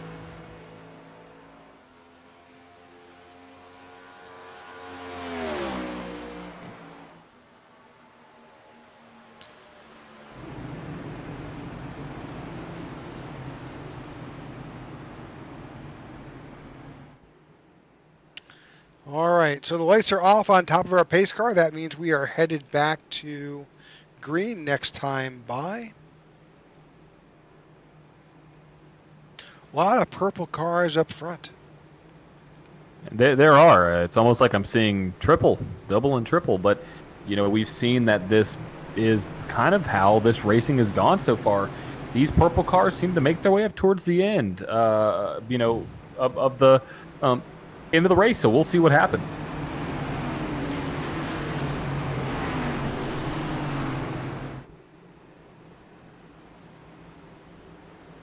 All right, Ian Ogden is the lone 11-11 driver out there on the outside of the 23 of Van Scoik.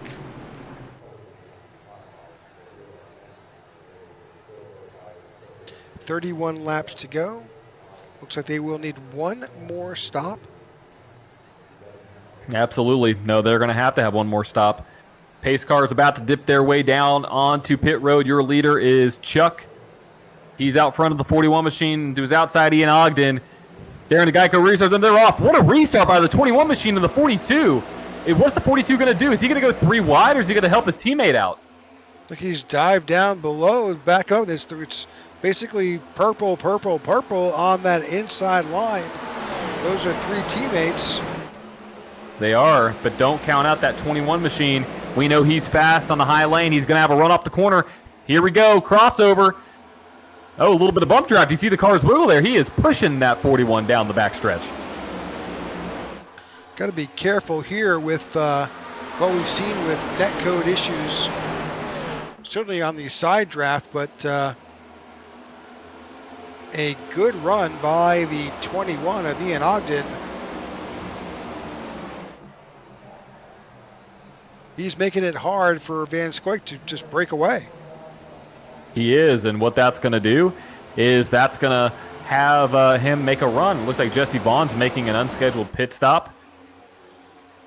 And we have a possible move now to the inside. That is the 45 machine. We'll see how that works out as they go into the turn 1. Here comes the 21 back to the outside of Van Scoik. We'll see if that 21's going to have a run out of turn 1, and he possibly will. A lot of battling going on in the back, though. Yeah, we're watching the front here. These three drivers, they are settling down a bit, but further on back in this, all battling for fourth here, you've got Sammy Harrell, Mark Hanna, Alonzo King, Maurice Burnett. Big move by the 80 to get around the 45.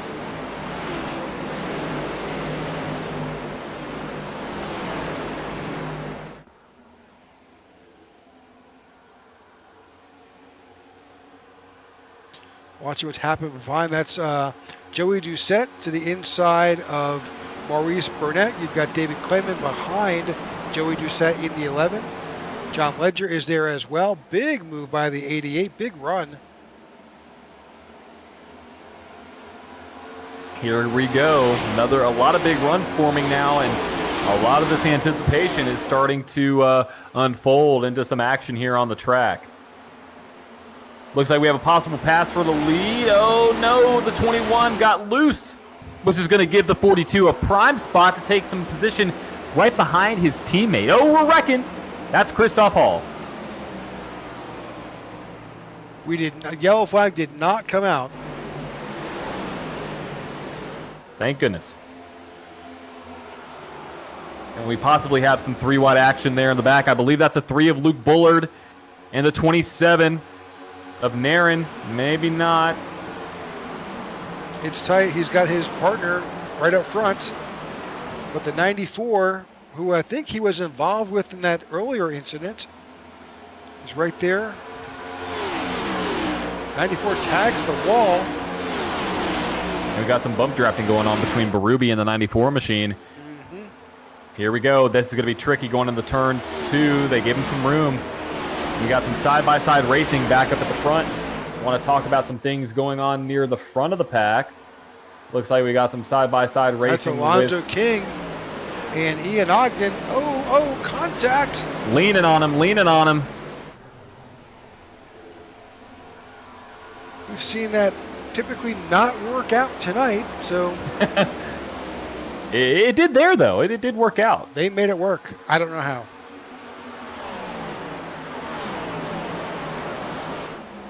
All right, 26 laps to go. Stay right here, folks. We're going to go to a side-by-side commercial break. You won't miss a thing.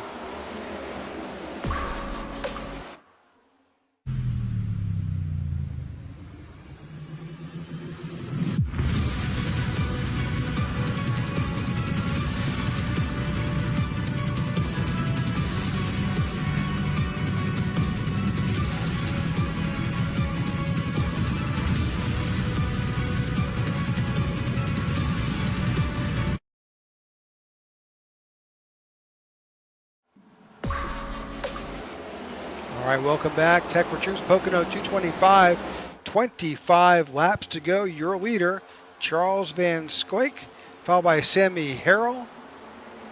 Teammates there, Ian Ogden has been in third, battling Alonzo King.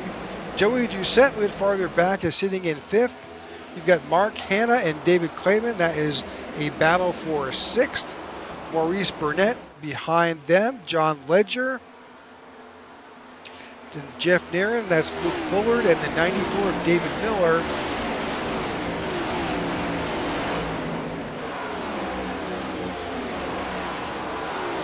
That is about to be...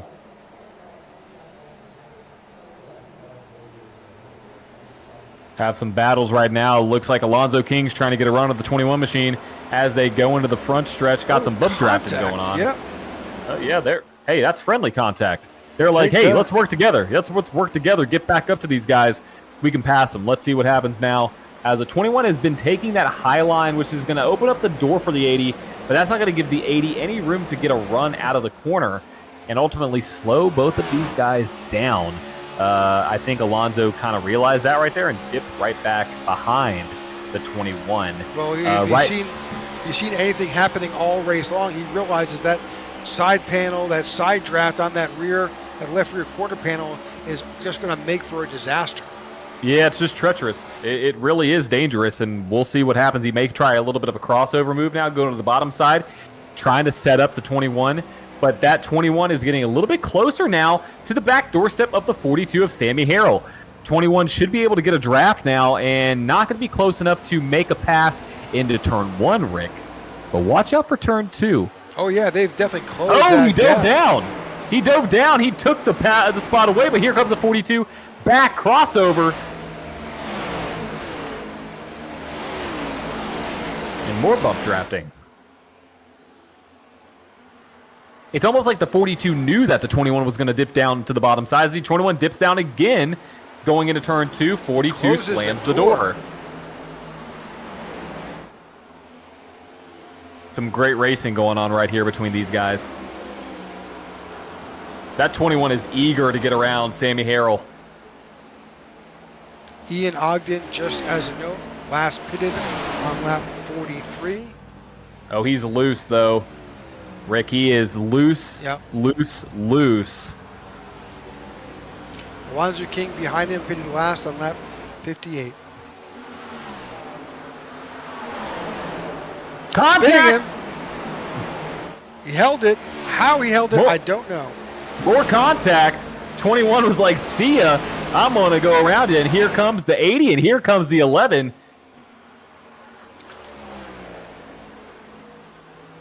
Careful, guys. Oh. There was contact with the 80 and the 42. Oh, 42 in the wall.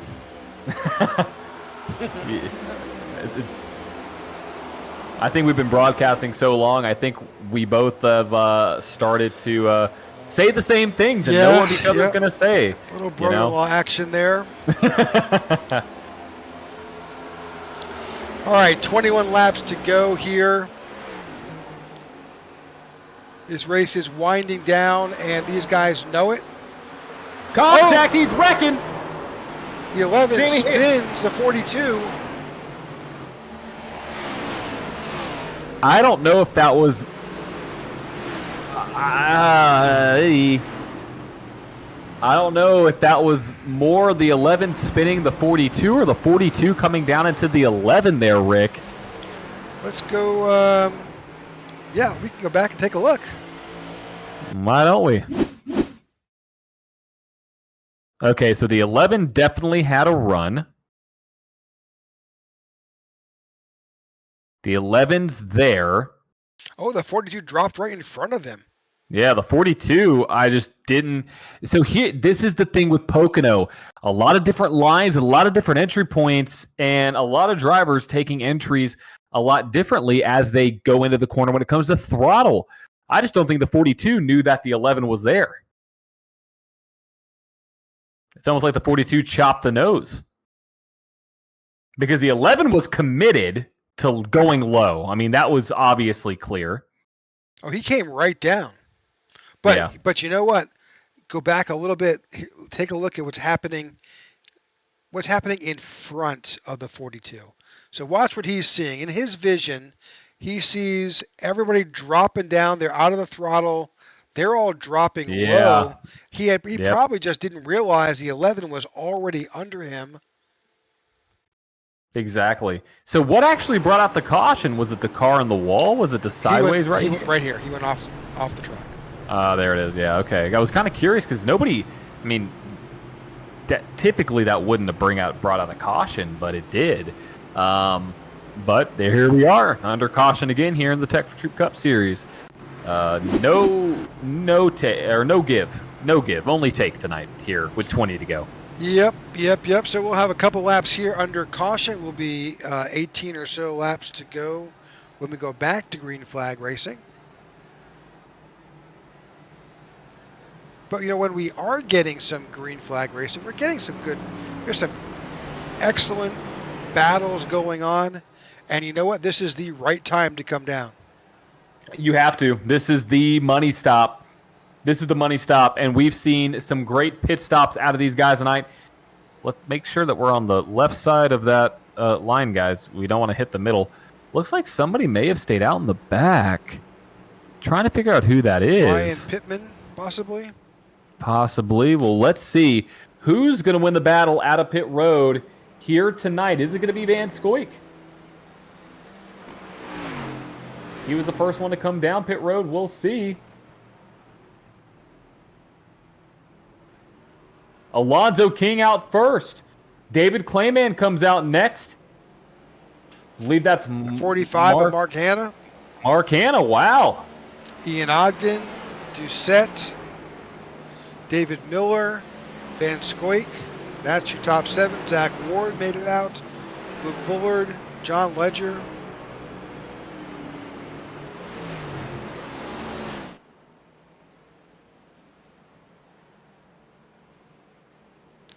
All right, 19 laps to go. We should go back, probably back to green around. So Bostic may have been someone who stayed out.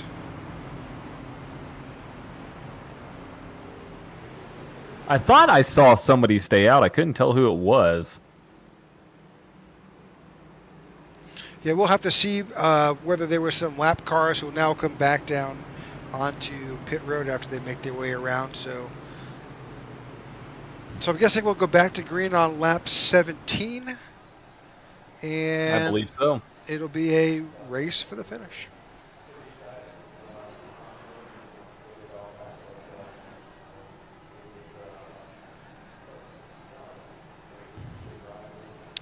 Looks like that's the 11 going back down pit road. That is Joey Doucette.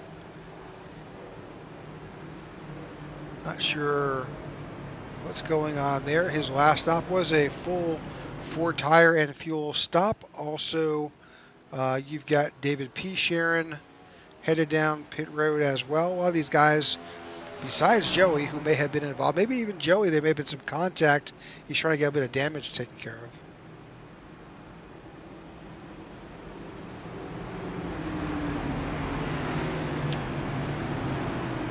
So I think we've got 23 cars still on the lead lap.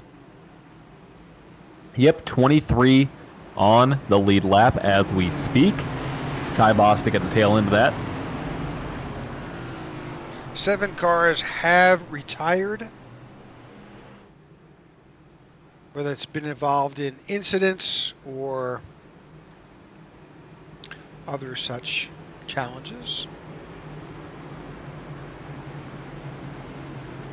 Ty Bostic is on pit road.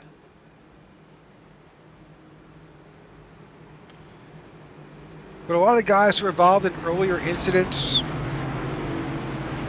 Zach Ward, Luke Bullard, Sean Skypeman, those guys are now up in the top 10 or near top 10. Lights are off on the pace car, which means we'll be going back to green momentarily. You've got the 80 of Alonzo King as our control car and the 17 of David Clayman to his outside. Yeah, David Clayman's making his way back up to the points after this, so we'll see what he's able to do as we have Alonzo King, David Clayman up there as the control car. Pace car is about to make its way off. We're about to get green flag racing back here at Pocono. And here we go, green flag back in the air. Alonzo King side by side now clear. And tight between the 45 and the 17. The 94 of Miller is up there as well. That's a new name in the top 5. Yeah, all these guys up here, Clayman, Mark Hanna, Miller, Ogden, Van Scoik, don't have a win. All these guys need a win. King's already got 2. Looking to put his name up into the 3-win club. But not yet. Here comes the 21 back to the inside of the 94 machine as he makes his way now into P4. Right behind him, you have Van Scoik the back bumper now looking to the inside of the 21 now going into turn 3. Van Scoik trying to get his way all the way back up to the main point where he was just a second ago, trying to battle Alonzo King possibly for a win here. Tight racing. Looks like he does or does not get by him. Nope. Close. Not yet. 16 to go. Nose to tail, the bulk of this field.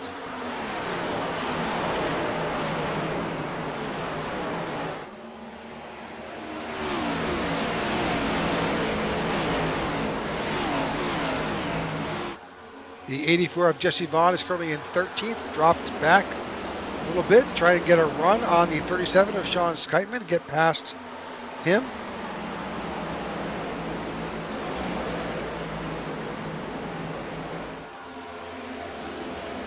He makes his way around.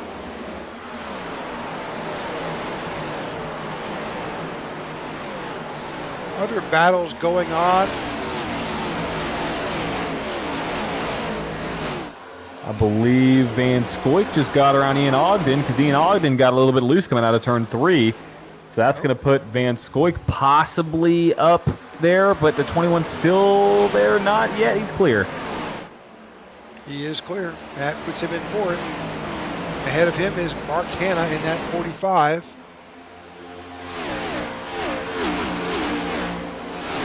Mark Hanna with a nice run here tonight, looking to get a win. And don't look too far, Mr. King, but here comes the 17 of David Clayman. Definitely working his way up on his tail.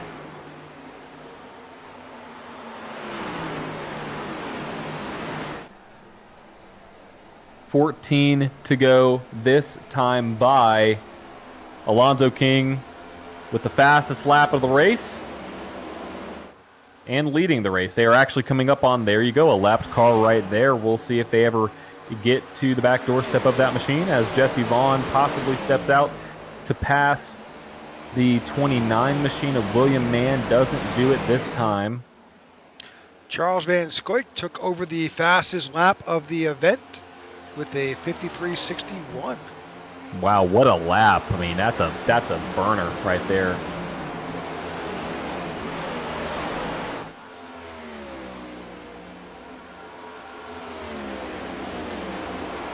So And we have a pass for third.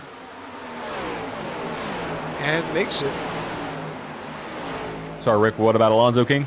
No, I was just saying that they're having great lap times between himself and David Clayman there, you know, separated by a few hundredths of a second.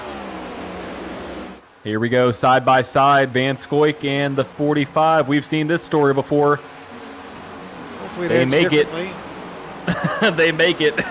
It's always tense now when we see two drivers go side by side going out into the turn 1. Yeah, it just hasn't ended well. We just have seen that all night long. You know, the gap has stayed about 0.3 of a second between the 17 and the 80 there, between first and second. They're running almost identical lap times. About 0.05 of a second off was the last time for Clayman. So we'll see what this lap time goes this next time by. But the 17 right there, 17's a little bit more aggressive on corner entry. The 80 seems to be better off of corner exit. So we'll see what happens as we see another pass potentially for that third spot. Van Scoik to the inside of Mark Hanna. And Chuck is working his way back up. He is fighting hard to get back up to the front. He is. Here comes Luke Bullard making his way back into the discussion there. Good to see Luke back up here in discussion. Looks like Chuck made that pass. He did. Putting the 41 or the 23 rather of Charles Van Scoik up there into third. He's got Mark Hanna behind him, followed by Ian Ogden, David Miller, and Luke Bullard in seventh. Zach Ward sits in eighth, Jeff Nairn in ninth, and William Mann Jr. up 13 spots is sitting in 10th. Oh, a little bit of loose. They're slinging it through that corner.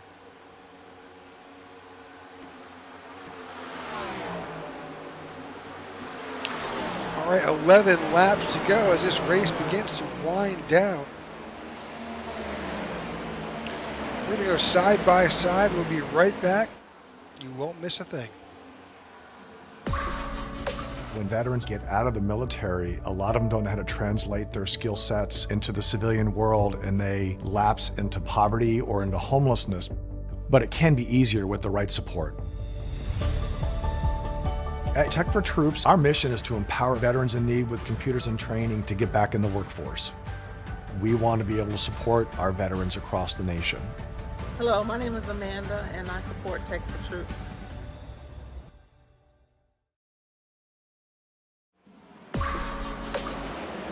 All right, thank you for tuning in to the IWM Broadcast Network, bringing you tonight's event, the Tech4Troops Pocono 225. We are down to 10 laps to go. Alonzo King is your leader. David Clayman is sitting in second. Charles Van Scoik is up to third. Mark Hanna in fourth.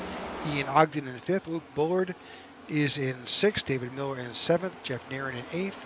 Zach Ward in ninth. And Christoph Hall is in 10th.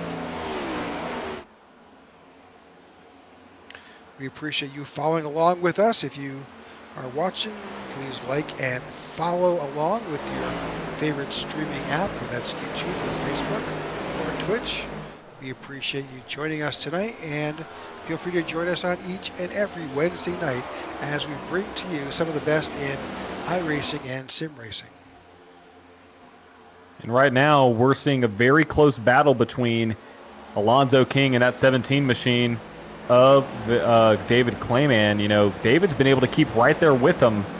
It'd be an amazing feat to see the 17 possibly squeak out a win here. He needs a win to be able to make it in the playoffs. Now, David and Alonzo are teammates. They're part of Dark Tempest Motorsports. So, you know, they're running together. That's good communication. Mark Hanna is also part of their team.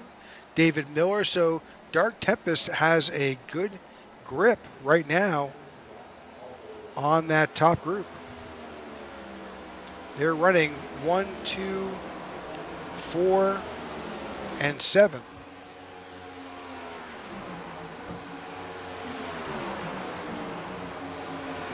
And look, you just saw past the lead, Alonzo King. David Clayman gets around Alonzo. There it is. With 8 laps to go.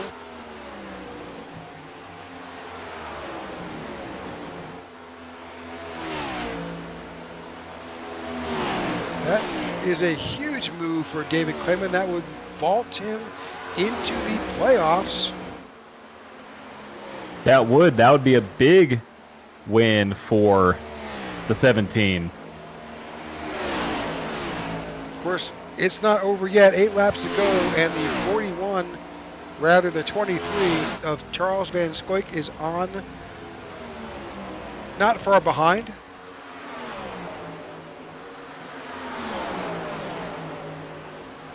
But he is looking to upset the Dark Tempest party. Yes, he is. Now these guys are coming up on some lap traffic.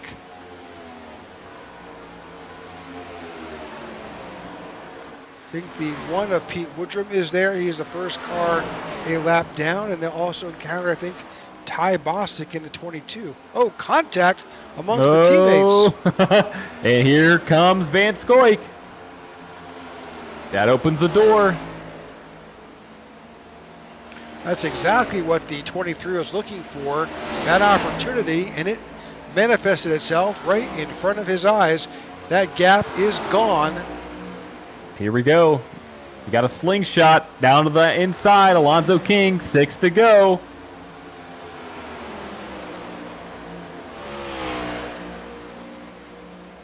I need to give themselves a little bit of room here. They are. You could But put now these a guys big gap. under a blanket. Yeah, 1, 2, 3 has got nearly a 3-second, over a 3-second gap to fourth place Mark Hanna. I mean, these guys have been the cream of the crop here tonight. The cream always rises to the And top. the 23 is making a move on the 17, trying to get around. Oh, caution's out. Caution's out. David caution. Miller. 5 laps to go. What do? Do you come down pit road? I think you stay out. I think you got to stay out. Oh, here we go. Well, this changes everything. This changes everything. Who is going to make the move here tonight? Let's give you a little bit of a rundown. Everybody's pitted. Let's see right what happened now. with the 94. It looks like it may have been a single of a incident. Yep, he kind of gets loose. Oh, unfortunately, he does collect the 22. I'm sorry, the That's 27 27. of Jeff Nairn. Tough running for Jeff.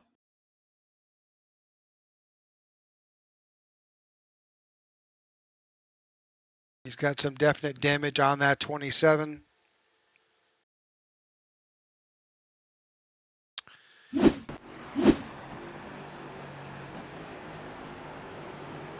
Okay, our 10th caution of the night.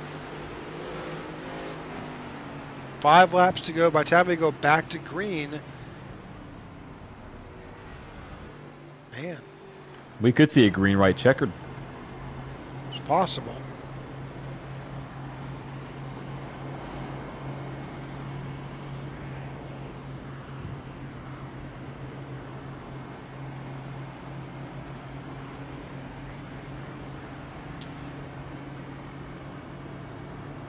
All right.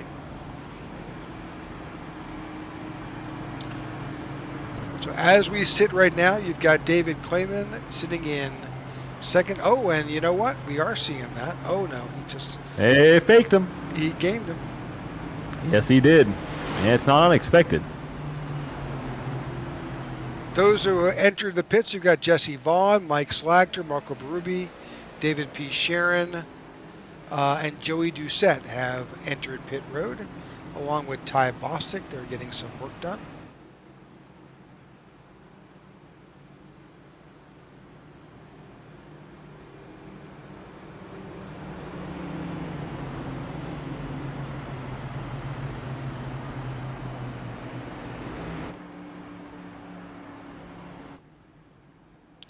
So, your teammates sitting 1 and 2. What do you do? Actually, your teammates hit 1, 2, 4, which is a very interesting mix. You will have the first position. You'll have the 23 will be behind everyone. Do you hold it up? Because you've got the 2 outsides. Yeah, you have the 2 outsides. I don't know. I mean, I think you gotta. At this point, Clayman wants a win, and I think every man's for himself at this point, really. Yeah, we'll see. I mean, as Alonso's got the win, does he hold up the inside line, allowing his teammate to and get a good run? Because the 17 will have the 45 behind him, giving him a good push. Exactly. So that's my vision. I see, if we're going to prognosticate here, that the 80 backs off a little bit on the restart, allowing the 17 and the 45 to give the 17 a good push, and allows the 17 to get ahead of the 80. The 80 gets into blocker mode, and that's how we race towards a finish. I think it's going to be a wild ride. That's all I got to say. Yep, I think you are correct.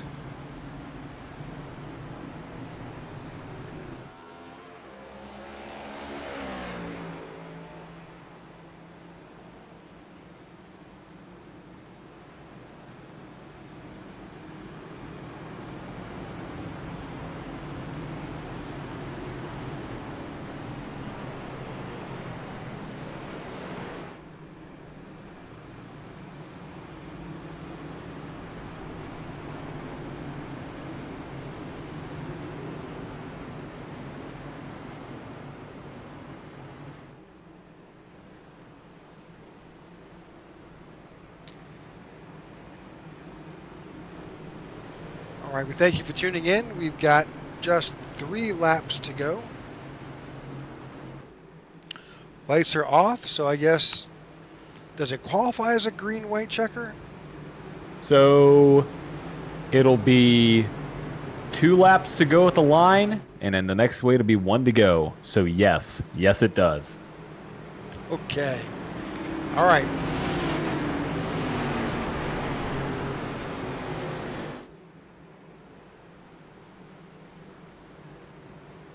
We'll be focusing on this front group because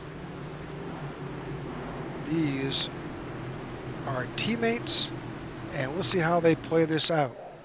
It's going to be wild, Rick. That's all I got to say. It's going to be a crazy ride to the finish.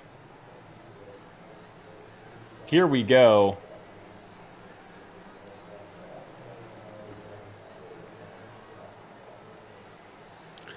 Pace car drops. Pace car drops off. And green flag back in the air. Oh, nope. Okay, well. Van Scoy got a great run on the bottom side. That's going to leave David Clayman kind of out there with no help. We'll see what happens as they go into the turn one. Some big moves being made. That's Christoph Hall down below. David Clayman is side by side with the 23. Here we go. This is just going to give more room for that number 80 to clear the field. He's got a big run. Oh, the 21 of Ian Ogden drops down, putting the 17. That gave him a great opportunity. What a run by the 17. Wow. Here we go. Last corner, Rick, before the white flag waves. Next flag will end the race. 17 dove it in there deep. He's trying to get a run out of the corner. White flag in the air for Alonzo King. And Dark Tempest Motorsports, can he get his third win of the season? Or can the 17 spoil the party as they go into turn one? Ian Ogden is sitting there solidly in third, but he's got Charles Van Scoik on his tail. They're all on each other's tail as they make their way out of turn one and going down into turn two.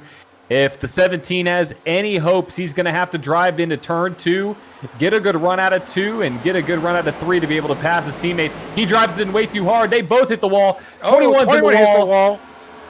Gives the 23 another opportunity. He's now back up to third with a huge run on the 17. Is the 17 going to block him? Maybe not. We're going to have a run to the finish for second place, but Alonzo King wins his third race of the season, and the 41, which is the 23 on the track, beats out David Clayman for second, and David Clayman finishes in third. That is your podium here tonight. A spectacular finish to a great race so far. What a win. What a dominating win by Alonzo King. He has stapled his way into the front running spot, and he has stapled his playoff hopes as the most winningest driver of the season right now with 3 wins on the season.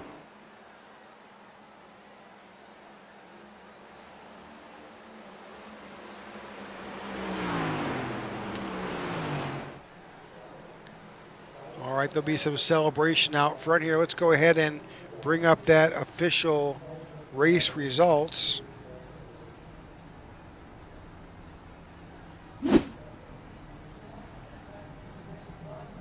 And Alonzo King wins here tonight with Charles Van Scoik finishing in second, David Clayman in third, Mark Hanna in fourth. Luke Bullard rounds out your top 5, Zach Ward in sixth, Christoph Hall in seventh, Ian Ogden in eighth, Ryan Pittman in ninth, and rounding out your top 10 is William Mann Jr. All right, in 11th, Joey Doucette. 12th, Sean Skypman. Maurice Burnett finishes the 13th. Philip Vandertwerk in 14th. Mike Slagter 15th. David Sharon in 16th. Jeff Nairn finishes in 17th. And Pete Woodrum is in 18th. In 19th, you've got Jesse Vaughn. 20th, Marco Berube. 21, David P. Sharon. Ty Bostic finishes in 22nd. Coincidence? Maybe not. 23rd, David Miller. 24th, John Ledger. 25th, Sammy Harrell. 26th, Kane Vandermark. 27th, Evan Amick. 28th, David Watts. Colin Garrett finishes in 29th. Bobby Gibson in 30th, and Travis Morgard in 31st. Well, Rick, let's see if we can bring these guys in here tonight. Let's see who we've got in the waiting room. Everybody is here. Let's go ahead and grab David Clayman. David, welcome to the broadcast booth. Heck of a finish. Thank you, guys. Thank you. Looked like a while there it was going to be a Dark Tempest 1, 2, 3, but a little party that was broken up by Charles. But you know, great racing out of Dark Tempest tonight. Oh yeah, we did really well. Everybody did in the whole team. Alonzo, Mark, Miller, just outstanding tonight with them. So on that last restart, you know, we were we were speculating as to how y'all were going to handle that, and then we saw Alonso with a big lane change right there. Yeah, and he called that out. He's like, I didn't mean to change there because he changed like I think a little bit before the line, I think. And we had the plan like he was going to jump up because Mark was already behind me, and we would have had that push with the draft. Then we could have just ducked down and just kind of pulled away from Chuck there, but it didn't quite work out the way we had wanted there. Nope. Then there's a little bit of contact with the wall that may have moved you back from second to the third, but still a great race overall. This is not an easy track. No, it's one of my favorite tracks though, because it's the combination of 3 different turns from 3 different tracks, and you got to be able to master each one to actually get good times around this track. Huh, that sounds like almost exactly what I said, Rick, in the pre-race. It may have been. It may have been. So, David, you're right on point there. Congratulations on your podium finish. Any shout-outs you'd like to give tonight? To GameSpire, Scum developers for letting me still run their scheme, Dark Tempest, IWM, and Tech4Troops. And you guys do awesome with the broadcast. Can't wait to watch it after the race. Well, thank you very much. And so at that point, we're going to bring in our second place. And David, you're welcome to hang out here in the booth. We keep all of our podium players, finishers up here in the booth with us. We welcome Chuck. Welcome to the broadcast booth, and congratulations. That was a heck of a run during that green-white checker. Yeah, appreciate it. It's good to finally get up here. I feel like I lead laps and I'm up at the front until something happens. So. Well, great finish. Absolutely. Yeah, we were talking about that. We always see your name up there at the top of the boards, and it's good to finally talk to you and have you in here. So give us a rundown of your race here tonight. We saw some cautions. We saw a lot of aggressive driving. What did you see out there on the track? I just saw a lot of mirror driving, I guess. I kind of watched the broadcast during, I watched the cautions during when we're in the caution. I watch you guys just to see what happens. Seems like a lot of, not knowing where the other car was at, under or below, people not being able to go straight down a straightaway, certain things, that you need to do at a track like this with a long speedway or straightaway when you're, on the bottom, you need to get as close as you can. And, when someone can't, when someone's not going straight, it causes a lot of problem. I saw that a bunch of times tonight. Yeah, there may have been a little bit of unintentional net coding happening as well. The racing was so tight going on. So, but at the same time, you know what? We're winding down the regular season. There's not a lot of time to get points and, most importantly, to get a win. So, it's there's a lot of aggressive driving going on.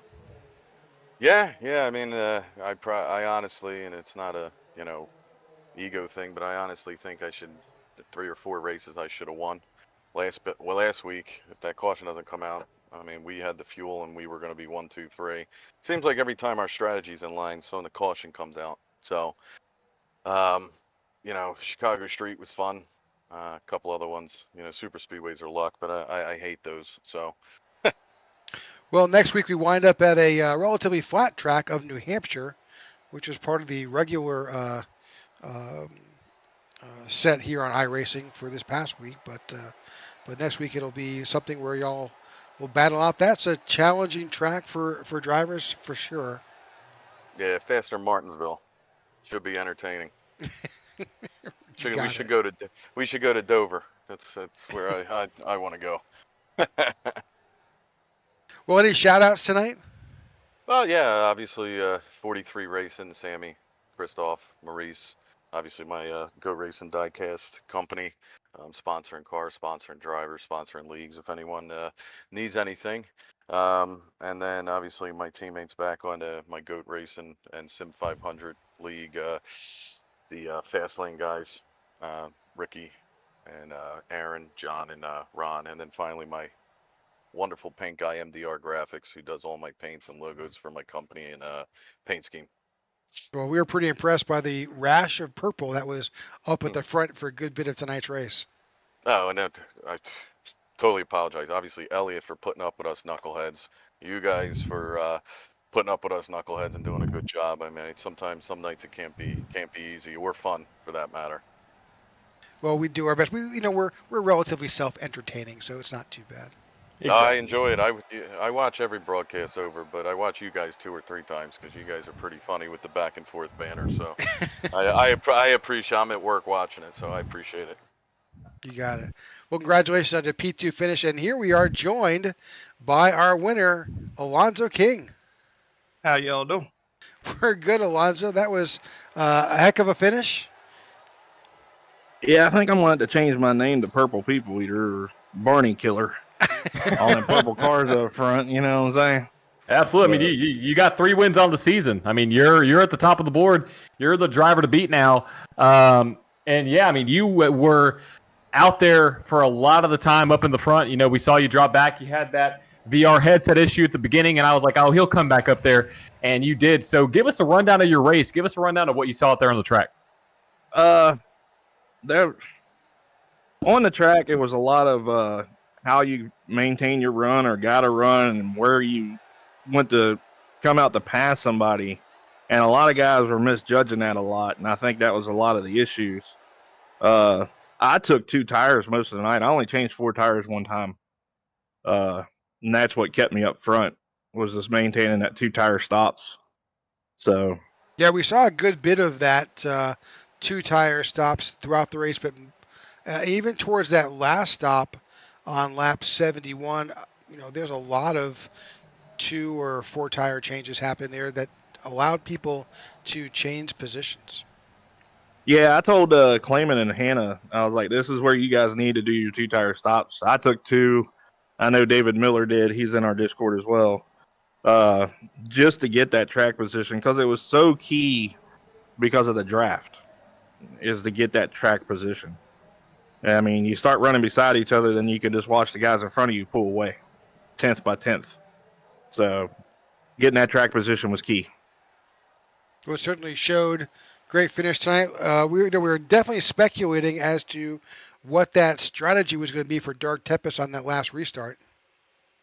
Well, I might have messed that one up. I'm not going to lie. I did switch lanes before the start-finish line. If they want to penalize that, I completely understand. But the way I figure it, I didn't change position, so we'll see how that goes.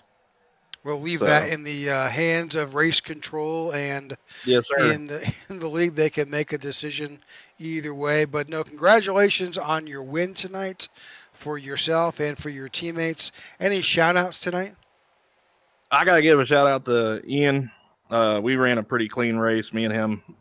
He got loose a couple of times. I kind of just gave it to him and stuff like that. He's always a clean racer for me. I really like running with him.